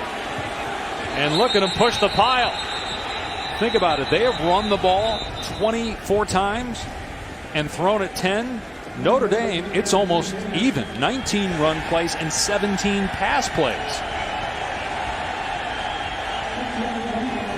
You have a look at Eli Drinkwitz there. Disciple of Gus Malzahn. Wears the visor. Said, I'm not going to be fazed by the elements. Made a good decision right there to change up his quarterback rotation. And Finley back in here at quarterback for 2nd down and 4. It's Days, and he's wrapped up after a short game. It's interesting in our conversation with Coach Drinkwitz yesterday. He talks about not only does he study film, he studies press conferences. He reads the clips. He watches coaches' press conferences. In fact, he harkened back to when he was at Auburn in 2010 getting ready to play you guys. A Nick Saban video about how to stop the Wildcat. He said he listened to that over and over again and then changed his game prep. As much information as you can possibly get, I suppose, right? McClendon back in the game here at quarterback. On 3rd down and 3, and he stretches out and will be close to a 1st down at the 43.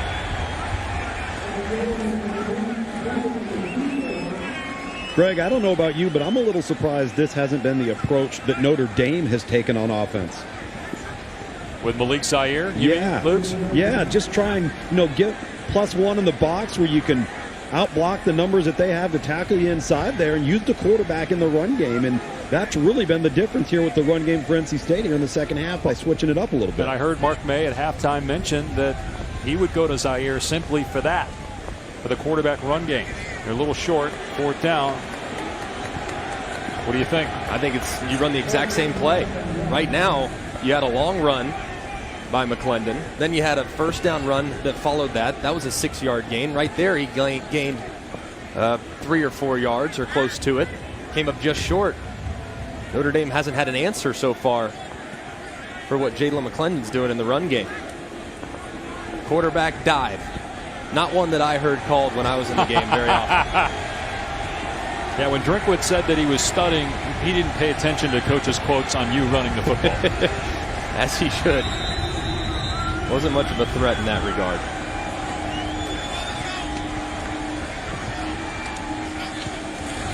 McClendon trying to find a hole and looked like he got it. Forward progress. Let's see though, the line judge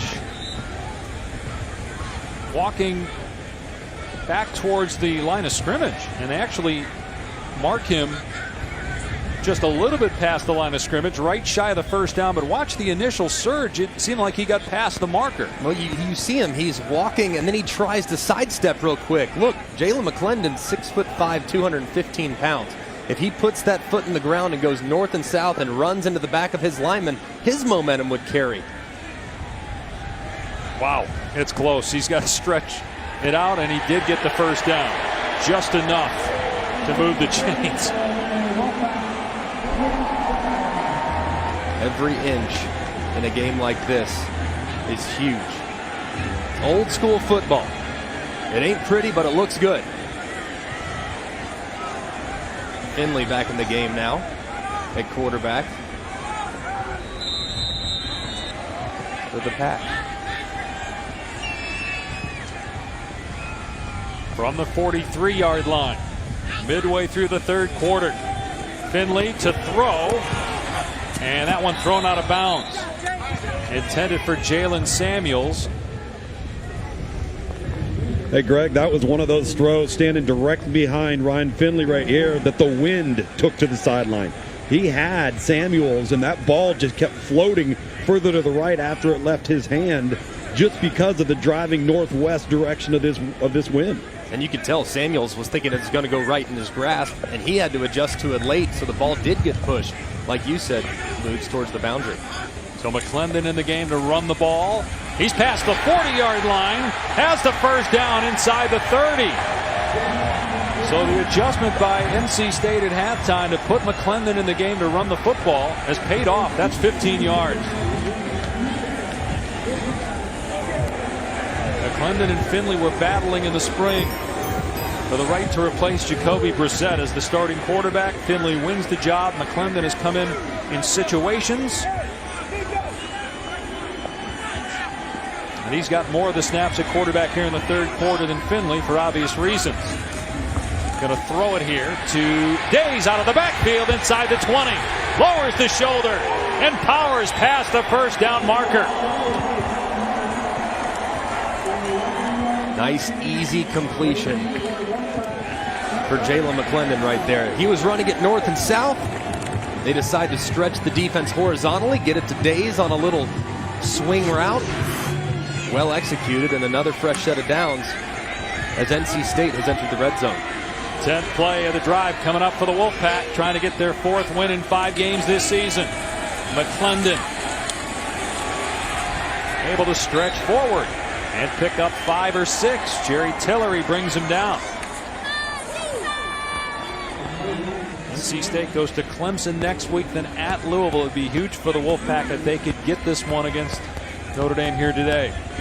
This is a good football team, NC State. They're good on both sides of the football. They're good at the line of scrimmage on offense and defense. Their quarterback's been playing great. Now they're relying on the quarterback that got beat out to try to get to pay dirt here in the end zone. McClendon with 48 rushing yards on 6 attempts this drive. He got 4 on first down. Going to hand it off to Days here inside the 10. Close to a first down at the 6-yard line.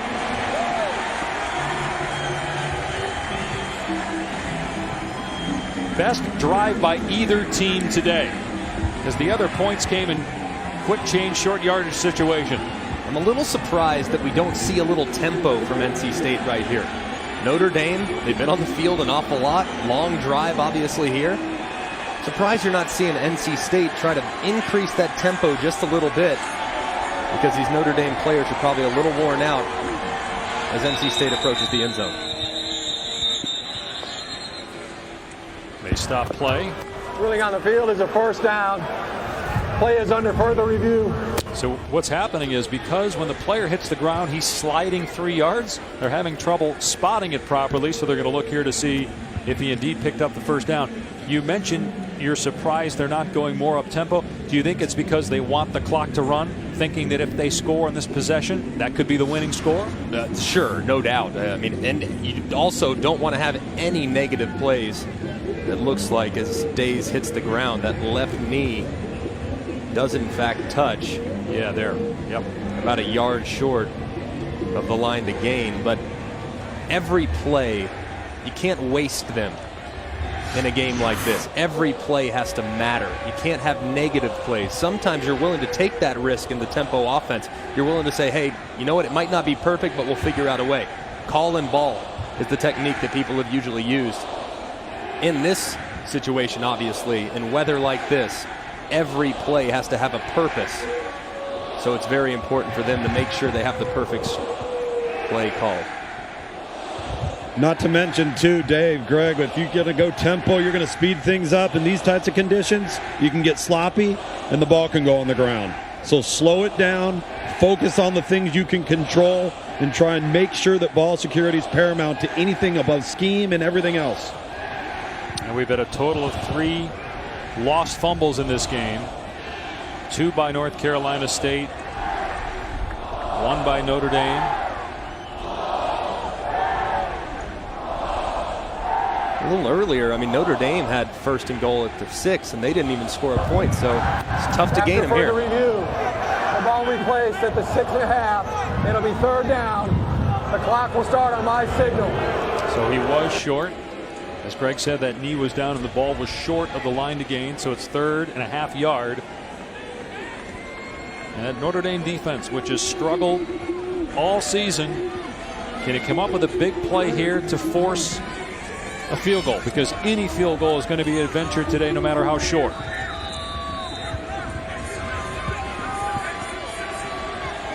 McClendon is in at quarterback with Days in the backfield. And it's McClendon getting the first down. makes it to the 3-yard line.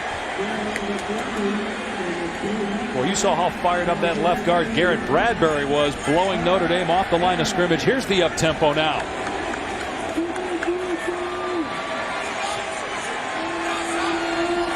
McClendon keeping again. Cut down in the backfield for a loss of 2.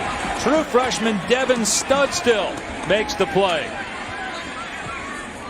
Went to the well one more time. Ran the exact same call. Studstill said, "No, sir. You got us once. You're not going to get us again." And Finley now comes into the game in this quarterback roulette as the Wolfpack trying to generate some points. You keep it on the ground here, though, this situation? Absolutely. Matt Days is your best offensive player. Give it to him. Little option here. Finley keeping, diving. And he'll be down at about the 2. That's where he initially made contact with the ground. So 3rd and goal. Closing in on 3 minutes to go here in the 3rd quarter. Play number 15 on this drive coming up.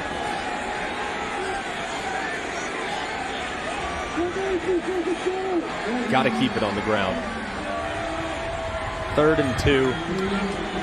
Matthew Days is not in the game, guys. Yeah, Gillespie just came in, Tom, to replace him at running back.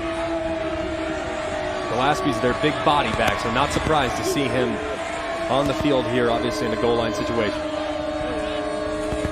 And the pitch goes back to the 17-yard line where it's covered up by Finley.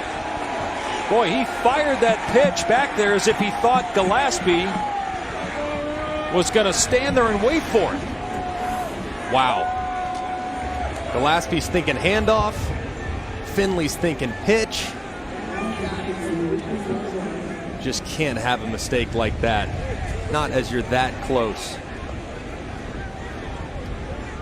So now it's a 35-yard field goal try. Bombard missed a 31-yarder, made a 38-yarder. This to give NC State the lead. And the snap is high, and they can't get it down, and Bombard is tackled. Notre Dame takes over on downs.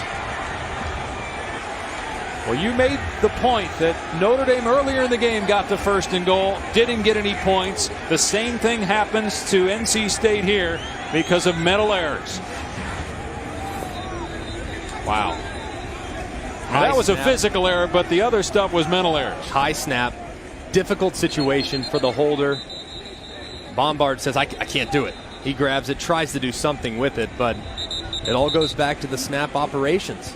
You rep it 100 times a day if you're a long snapper and a holder and a field goal kicker. But nothing can prepare you for elements like this. Just an unfortunate circumstance if you're a fan of the NC State Wolfpack. So Notre Dame will take over on downs at the 25-yard line. Deshaun Kaiser so far throwing the football to 6 of 17 for 38 yards and a pick. He'll keep it here and get dropped by Bradley Chubb.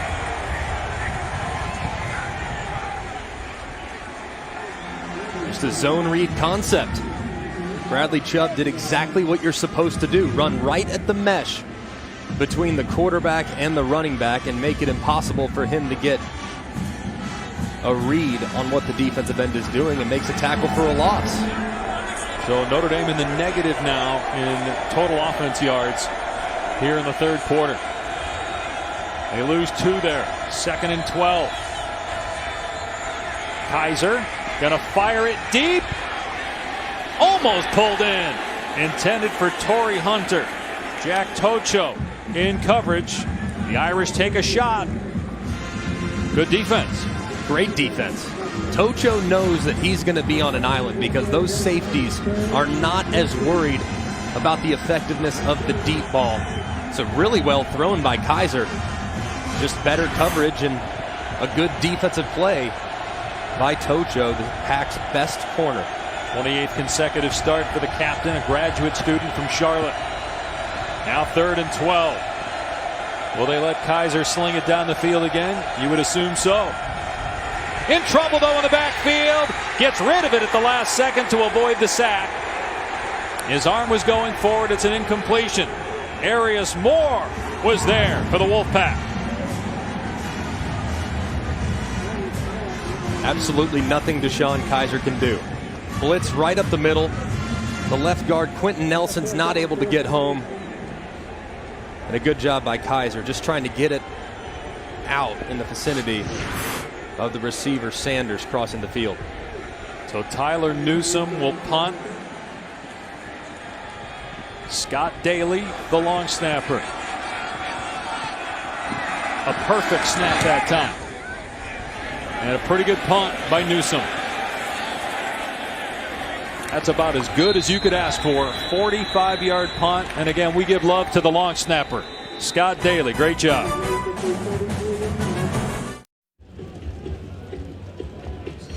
Tonight after Washington State and Stanford, catch SportsCenter at night with Bucci and Anderson. Highlights from all of the college football games today. A look ahead to the NFL games tomorrow. The NL Division Series.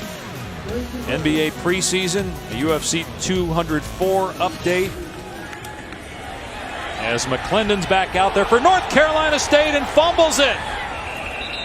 It's recovered, though, by Naheem Hines. At the 32-yard line, it's a 2-yard loss. Just careless with the football, but a great play defensively by Devin Studstill. Goes in, puts that right elbow right on the football, flies backwards, and look, this is not the first time we've seen the ball on the ground today. It's tough sledding for these offenses. North Carolina State does not have to snap it, and wisely won't. The third quarter comes to an end. Only 44 yards of offense for North Carolina State in the third quarter and -3 for Notre Dame. But the Irish were the only ones to score in the third quarter. And we're tied at 3 after 3 in Raleigh. Rain, wind, mud, we've got it all. Everything except points here in Raleigh. We'll return after this message and a word from our ABC stations.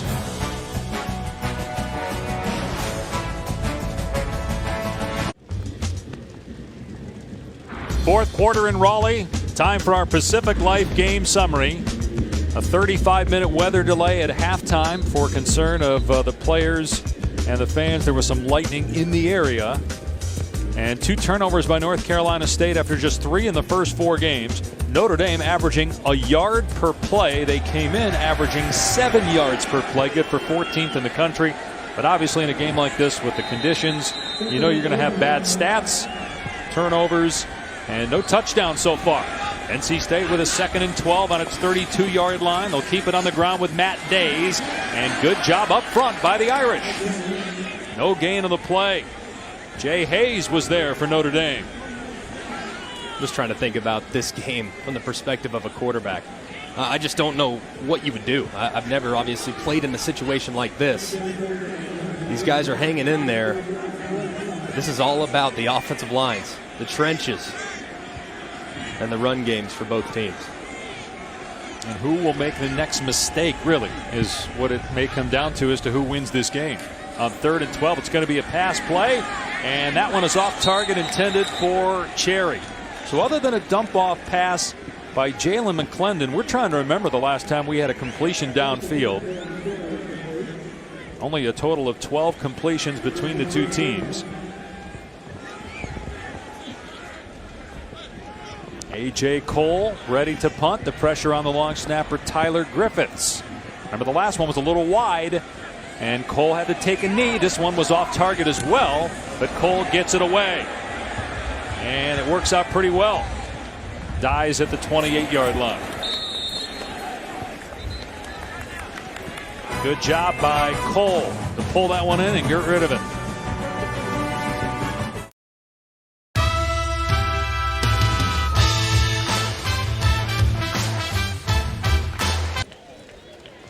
A great rivalry is renewed tonight in Miami. It's the Canes, ranked 10th in the country, taking on Florida State. Seminoles trying to avoid an 0-3 start in conference play. It's at 8 Eastern, 5 Pacific on ABC. In this game, we have 8 punts and 6 points. And Notre Dame running backs have carried the ball only 13 times in this game, despite this weather. First down for the Irish on their 29-yard line. And having trouble with the snap is Kaiser, and he goes down, a loss of 4 on the play. That's the third bad snap that we've seen by Sam Mustipher, the center for Notre Dame. That one's just high and hot. Fortunate that that didn't go right over DeShone Kaiser's head. I know it's hard in these elements, but you have to do the little things and focus on the things that you might take for granted. A rollout for Kaiser on 2nd and 14, and here comes Chubb. Kaiser gets out of there, but then gets pushed back by B.J. Hill. How come they haven't? I know they're at 2nd and 14, I get it, but how come we haven't seen more handoffs to running backs? Again, only 13 carries for Notre Dame tailbacks in this game. I don't understand it for the life of me. I mean, I'm looking at Notre Dame, and I know their best player is DeShone Kaiser. He's electric throwing the football. But it can't be done in these elements. You have 2 NFL offensive linemen on the left side, in McGlinchey and Nelson. I don't understand why they're not trying to run the football. And now you're in 3rd and 14. NC State's going to back off here. Rush 5. Kaiser going to fire, and that's incomplete. Tried to hit St. Brown, so it's 4th down, and here comes the punt team. You know, Greg, you were talking about, you know, the lack of attempts to run the football, and Dave, you referenced it. Well, I know it's 2nd and 14. Well, that's the problem. There's no attempted rushes on 1st and 2nd down to get yourself into a manageable 3rd down situation, whether it's with the running backs or utilizing the quarterbacks to run the football. They have not done that well on early downs, and it costs them big time. They are now 1 of 12 on 3rd down. Excellent snap, and the punt is blocked. It's picked up at the 15-yard line. NC State's going to get a touchdown. The Wolfpack take the lead, and that's how they get the first touchdown of the game. Dexter Wright with the recovery.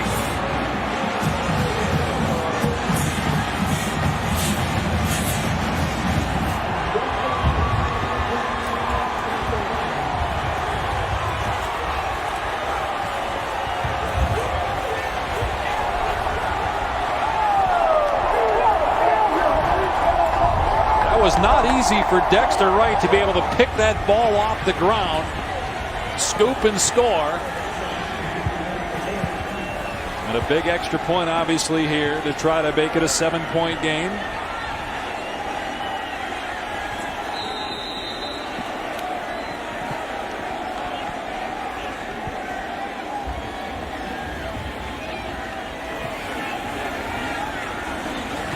And Bambard puts it through to make it 10-3 Wolfpack.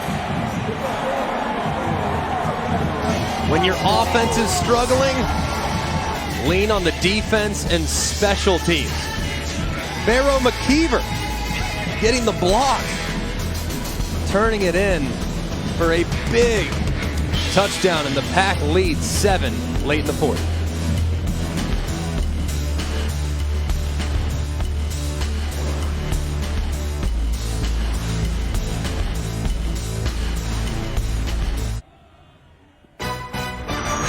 College football presented by Walmart. This Halloween, save on candy, costumes, and more at Walmart. And in part by Buick, proud partner of the NCAA. Dexter Wright, a sophomore from Wilson, North Carolina, scoops up the block punt by Pharaoh McKeever, takes it in for a touchdown, our first touchdown of the game. And the snap was good. There was no issue with the snap there, just poor protection that allowed McKeever to get a hand up and block that punt.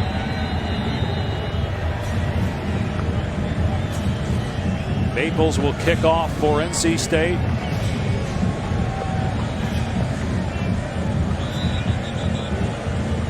And the ball falls off the tee. You know, guys, I'm really surprised by that. What, the ball falling off the tee? I got to be honest. Surprised you haven't fallen over. I mean, look at that wind.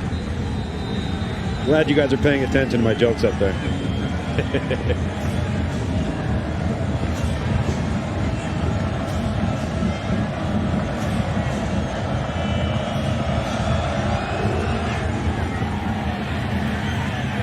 taken at the 13-yard line by Fink.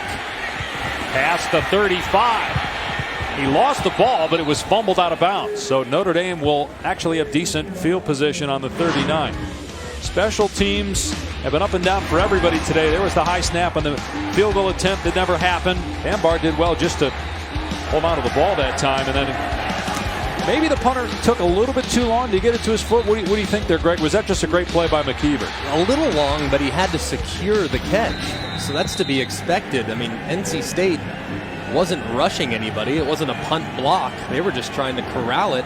McKeever, mindful, put his hand up in the air and got a piece of it, knocked it down, and it went the other way for a touchdown. Just a great individual effort by Pharaoh McKeever. First time in 6 years they've had a block punt return for a touchdown. Adams with the carry, and that's a good run of 6 or 7 as we go to the studio and check in with Cassidy.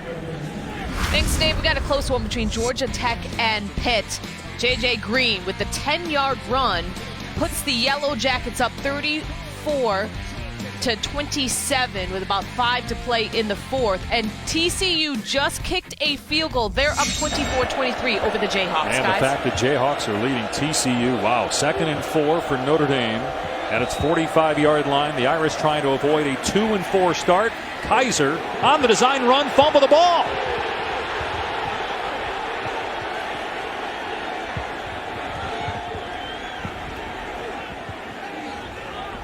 NC State pointing as if they've got it. And they do.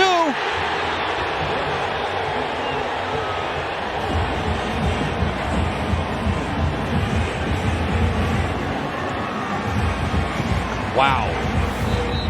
Deshaun Kaiser gets a little seam, not much of one. Almost avoids the first one, and then you see Fernandez coming in and knocking that ball out. And B.J. Hill with the recovery. What a play by this NC State defense. Special teams picked him up a second ago, cashed it in for a touchdown. And now the defense forcing what appears to be a fumble. They're going to take another look at it. Looks like that ball is moving long before Deshaun Kaiser's backside hits the ground. And B.J. Hill getting his 2nd fumble recovery of the game. Let's see again here. If the ball is out before any part of his body other than the foot or hand touches the ground. And you can't tell from that angle. To be the 2nd lost fumble by Notre Dame in the game. Coming into this game, I mean, Notre Dame, they'd been struggling a little bit with turnovers, and it looks like they have another one here. So the ruling on the field is confirmed. That other angle showed you that he was still off the ground when the ball was punched out. So NC State takes over on its 49-yard line, leading by 7. If I'm NC State right here, I don't even think about throwing it. I would run it and run it again and run it again. I would not risk putting my defense back out there in a disadvantage. Well, excuse me, goodness, in a disappointing situation if they were to turn it over. And when you say run the ball, you mean handoffs, not pitches, handoffs, right? all the way. Handoffs every single time. Because we saw a fumble on 3rd and goal on a pitch attempt. And it will just be a handoff here. Days. And he gets maybe a yard. Tackled by Isaac Rochelle. And that's what it's going to be. I mean, look, it's all about the offensive line. In an environment like this, weather like this, your best ball carrier, your best player offensively is Days, the running back. He should touch it every single time.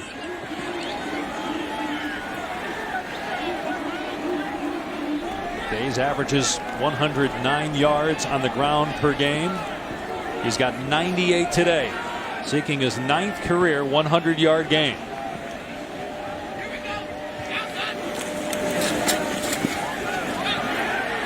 And Days bounces off of a tackler, gets to the 45. He's got to bring up 3rd down and 4. He's over 100 yards now. Craig, in these situations, we're seeing all pistol formations for Finley. Is that easier than just being under center as a quarterback when the ball's this wet? what it does is it allows Days to get a little bit more momentum towards the line of scrimmage. Shotgun under center, it's equally difficult.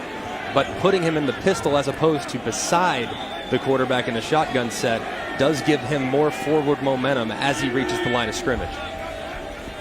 McClendon going to throw it to Days out in the flat. Makes a cutback move and is short of the first down. Coney on the tackle, bringing up 4th and 1. If you're NC State, you go for it here, don't you? Or do you punt it with a 7-point lead? It's like they're thinking about it. The punt team was ready to run onto the football field. I kind of like going for it here, Mac. Because it's tough to handle a snap, make sure you get the snap kicked. So I understand if they were to go for it, but looks like they're going to play the field position game because their defense has been playing very well these last couple drives. The last 2 long snaps by Tyler Griffiths have been off the mark. And A.J. Cole did a good job to make sure there wasn't a fumble on either of them.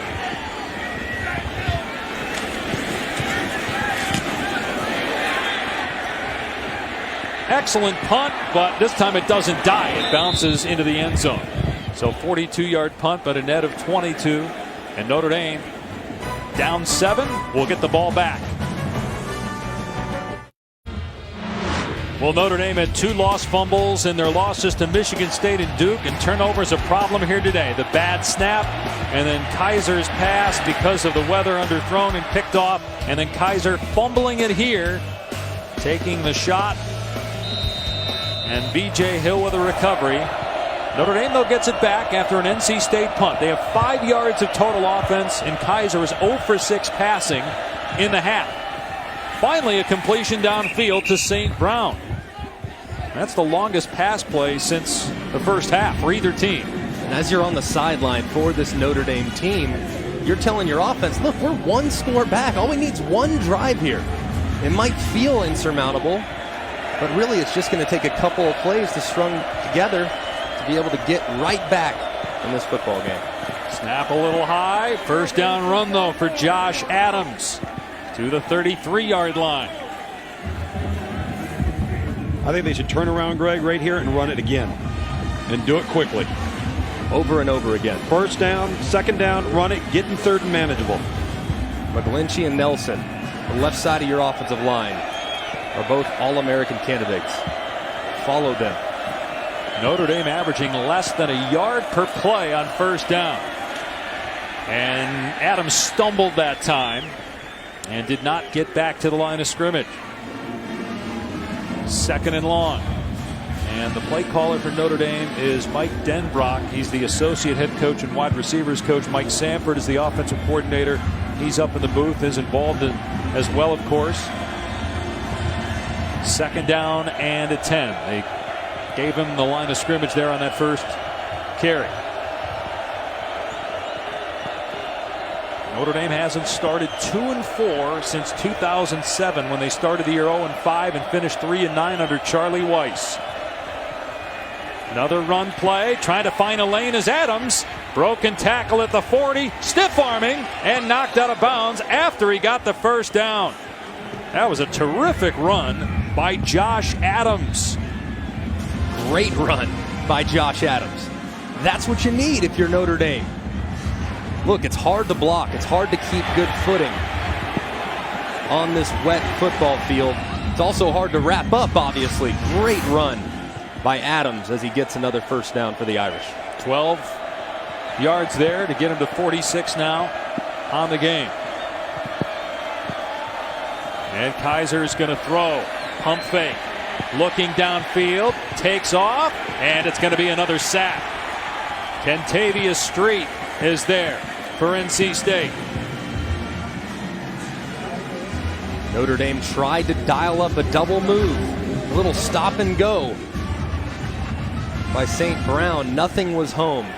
Good job by this NC State defense not jumping at that hitch route and giving up a big one down the sideline and allowing their defensive line to get to the backfield.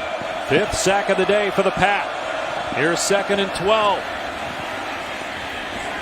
Adams able to get 3 or 4. That'll make it a little bit more manageable for third down. Are you in 4-down territory now at 6:40 remaining in the game? This type of game? I think it is. Right here, you can run it or throw it. If you do throw it, think behind the line of scrimmage, maybe a screen or something that's high percentage completion. You don't want to take the opportunity to go for it on 4th down away by having an incompletion here to set up 4th and 9. Kaiser has Dexter Williams in the backfield with him from the 47 of Notre Dame. Kaiser setting up. Everybody covered, so he takes off, gets drilled, comes up short of the first down as Moore pops him. But he did get about 7 yards, so 4th down and 2, and it looks like the Irish will go. Great decision by DeShone Kizer right there. Nothing open. Good job by the in-state secondary. Going north and south. Understanding that 4th and 2 gives your team a chance. Decisive play by the quarterback. Again, Dexter Williams back there with Kaiser on 4th down and 2. And Kaiser going to pass on 4th down. In trouble. Gets hit. Stays in bounds and picks it up. He spun off of a defender, was able to keep his feet. Josh Jones came up and made the hit, but didn't wrap up. That right foot. That angle, it looks like he might have stepped on the line.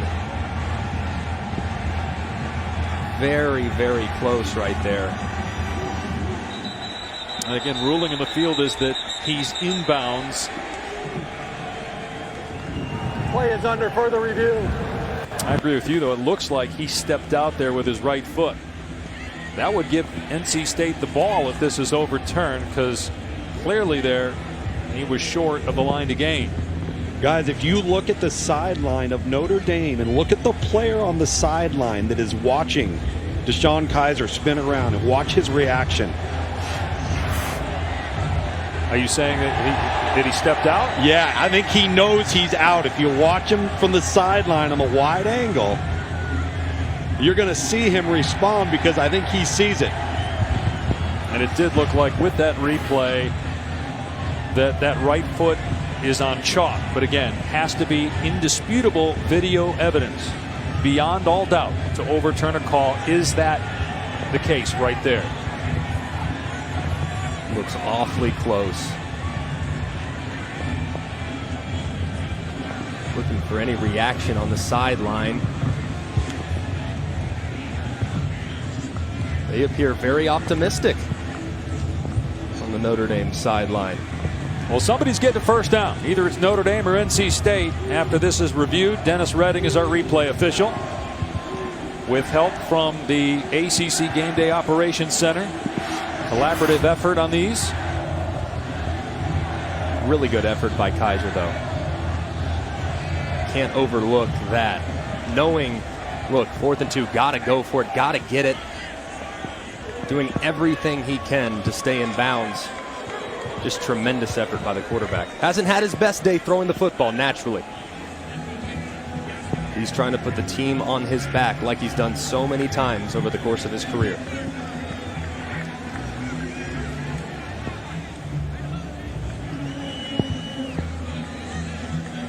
Quite different from what we saw from Notre Dame last week, where they scored, 23 points in 5 minutes. Obviously the conditions were different, but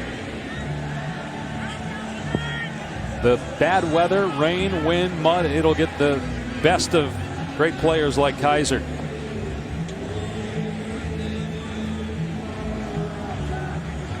We pointed out again that it has to be indisputable video evidence beyond all doubt. The ruling on the field stands. So there you go. They felt that there was not enough video evidence to make it 100% clear that the call on the field was wrong.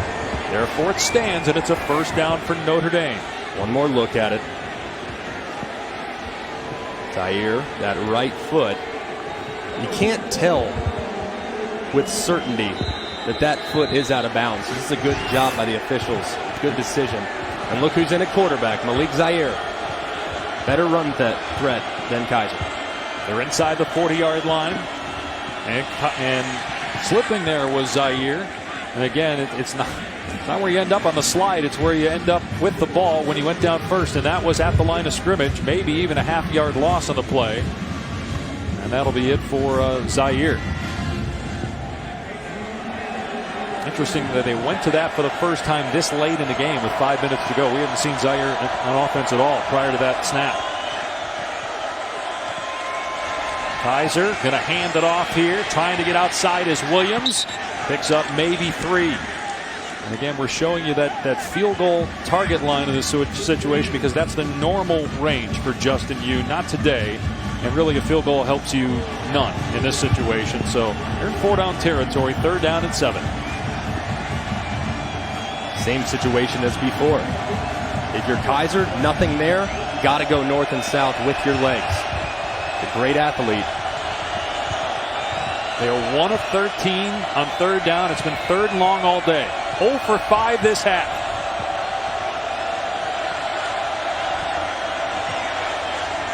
Kaiser in the pocket. Everybody covered, so he takes off and is short of the line to gain. Moore with a tackle. 4th and 1. It would be about a 53-yard field goal from here. And again, a field goal really doesn't help you. So they're going to go on 4th down. Another good decision by Kaiser. Nothing there downfield. North and south. You're a big body. 230 pounds. You're hard to bring down. Don't be afraid to use your legs in this situation. Wouldn't be surprised if they give it to him on a run again. And NC State's going to call a timeout to discuss it. Timeout. North Carolina State. So 4th down and 1 for Notre Dame, trailing by a touchdown when we return. Kick off your Week 5 NFL Sunday with us on ESPN at 10 a.m. Eastern, NFL Insider Sunday edition. All the early breaking stories and injury news. Then at 11 a.m., the new NFL Sunday Countdown Crew with Chris Berman and company. 4th down and 1 for Notre Dame at the 31-yard line of NC State. The Irish with their best drive of the day, 11 plays, 49 yards. Can they pick up a yard here to keep their hopes alive? It's a handoff, and getting close is Josh Adams. Based on where the officials are standing, it looks like it's enough to move the sticks.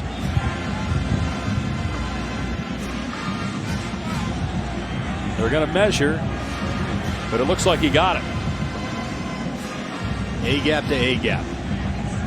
Just power football. Looks like he has enough. Boy, Greg, if you're a Notre Dame fan, I think you just love the fact they just lined up and hammered as opposed to trying to throw the ball like we saw earlier on 4th down. And Kaiser's made good decisions. Oh, look at this. Oh, my goodness. There's nothing there. He didn't get it there. Or did he? They say that he got it. The NC State players were acting as if it was their ball. The referee saw it a different way. Didn't mean to interrupt there. Yeah. But there was a discrepancy between the referee and the NC State players, so Notre Dame's 2 of 2 on 4th down. Is this a game of inches or what? Sometimes on days like this, it's hard to see the inches amongst the mud and water on the field. High snap. Kaiser pulls it down. Looking. Zipping it through the hands of the intended receiver, Kevin Stefferson.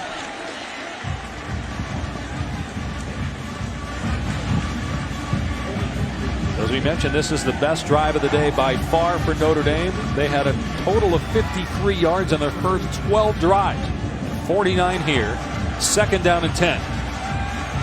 We've also seen 10 fumbles today. This has been the craziest game I have ever seen in my life. NC State looking like going to bring a corner blitz here with Mike Stevens. Here he comes. Kaiser throws. Wide open man inside the 20 is St. Brown. The blitz was picked up, and it's a 12-yard gain and a 1st down for the Irish.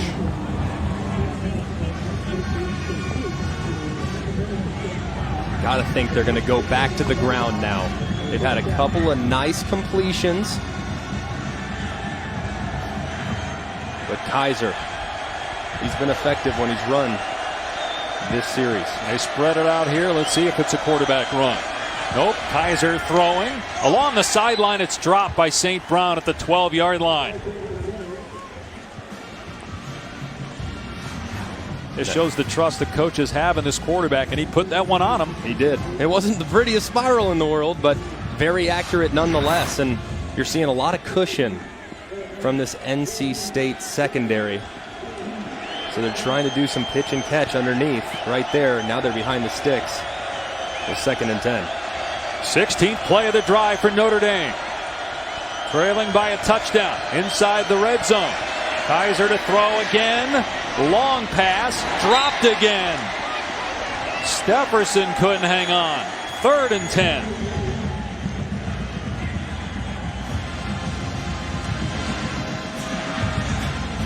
Notre Dame likes what they're getting right now with some of this 5-wide formation. They're spreading the field.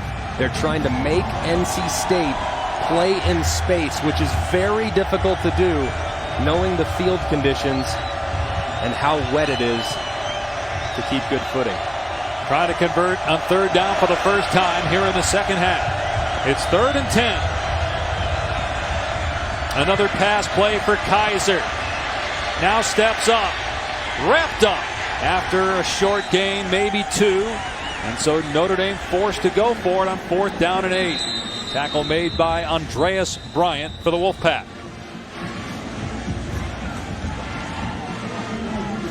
So a timeout taken by Notre Dame. 4th and long when we come back. Tonight at 7 Eastern on ESPN, number 1 Alabama is on the road at Arkansas. We saw Bama last week. True freshman Jalen Hurts. He is a player, and he's already won at Ole Miss. Is this a bigger challenge going to Arkansas? This is a tough spot. 2 years ago, Alabama won that game 14-13 in their last trip to Fayetteville. The Hog fans will be ready to welcome the Tide to town once again. Justin Yoon warming up in case there is a touchdown. 4th and 8. Notre Dame 2 of 3 on 4th down. Here we go. NC State looking like it's going to bring some pressure. Kaiser changing things up. Plenty of time on the play clock.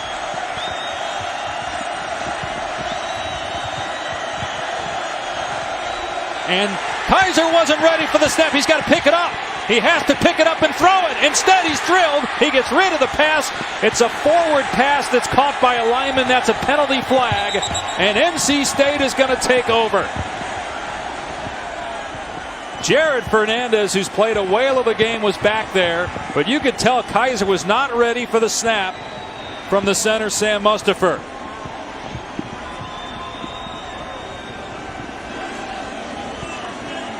And he is getting an earful from head coach Brian Kelly right now.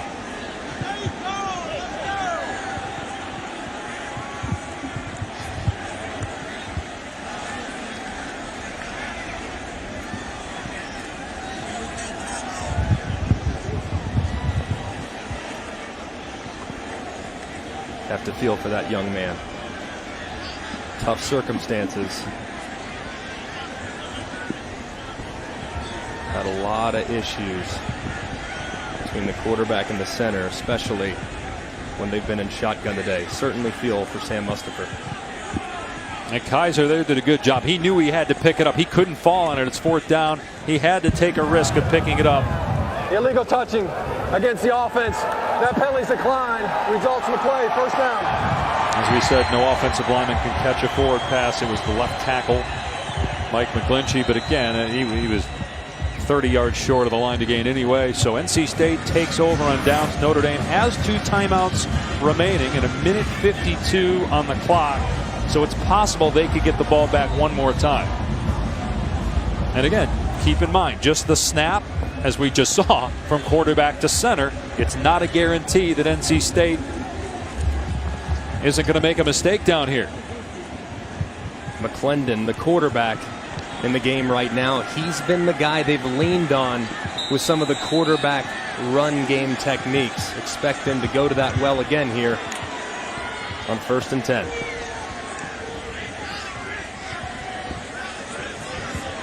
Out of the shotgun is McClendon. He'll keep it. Breaks a tackle and picks about 8 yards. Onwalu on the stop, but that's an excellent first down run for NC State. Notre Dame going to hold on to the timeouts right now.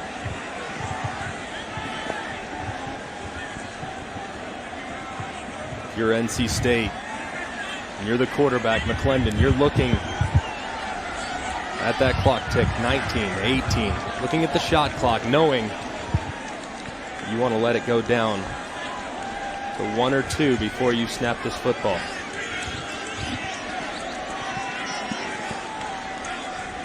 On 2nd and 3, it's Days bouncing to the outside. He got the first down and more. Days to midfield. Matt Days, a spectacular read that time to cut to the outside, get the first down, and maybe the win for North Carolina State. The clock is running when they reset the chains. I'm surprised Notre Dame didn't use a timeout. Guess at this point probably wouldn't matter. This is going to be the 4th loss of the season for Notre Dame, and the Wolfpack will improve to 4-1 with a date at Clemson next week. Now they go under center and take a knee. Now Brian Kelly calls a timeout.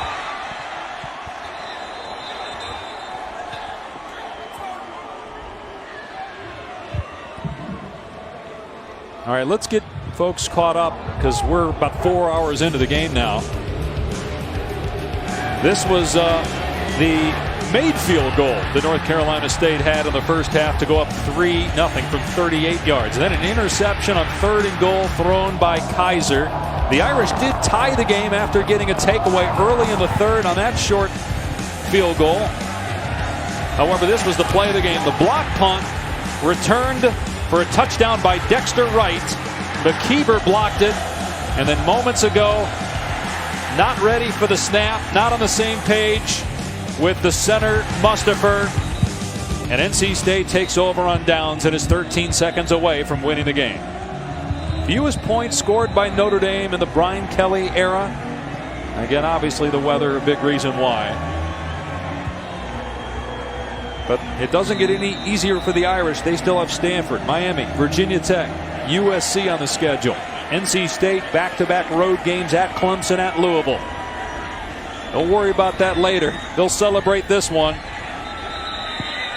They put some time back on the clock. And Brian Kelly uses his last time out here. He says, look, we're going to make them snap it. Center quarterback exchange is no sure thing under these circumstances. This has been the craziest game I've ever seen with my own 2 eyes. So many fumbles, so many mistakes, crazy plays, center quarterback issues, punts blocked. It's had it all here in Raleigh, and a gutsy effort by both these teams. Difficult circumstances. They did the very best they could, obviously under those circumstances. Bottom line, Greg, is that these guys, NC State Wolfpack, they handled these conditions better than Notre Dame did. They made fewer errors than Notre Dame did. That's what it comes down to, Luke, in a situation like this. Who makes the fewest mistakes? NC State will be victorious today because they did not make the same amount of errors as the Irish. They get the snap to McClendon. He takes a knee, and the game is over. NC State knocks off Notre Dame.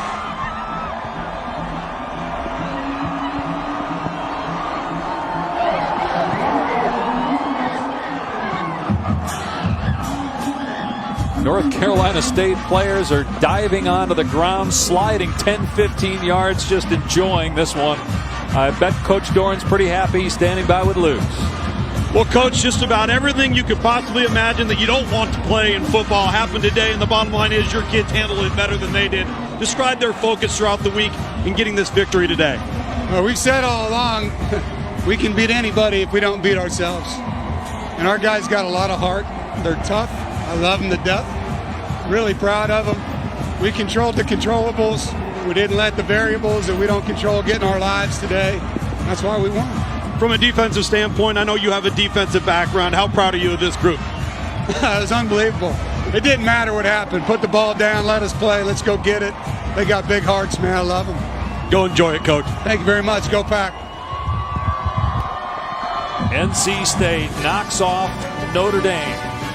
10-3 is the final score. Everybody that root for the Wolfpack enjoying this despite the elements. We head you back to the studio after these messages. So long from Raleigh.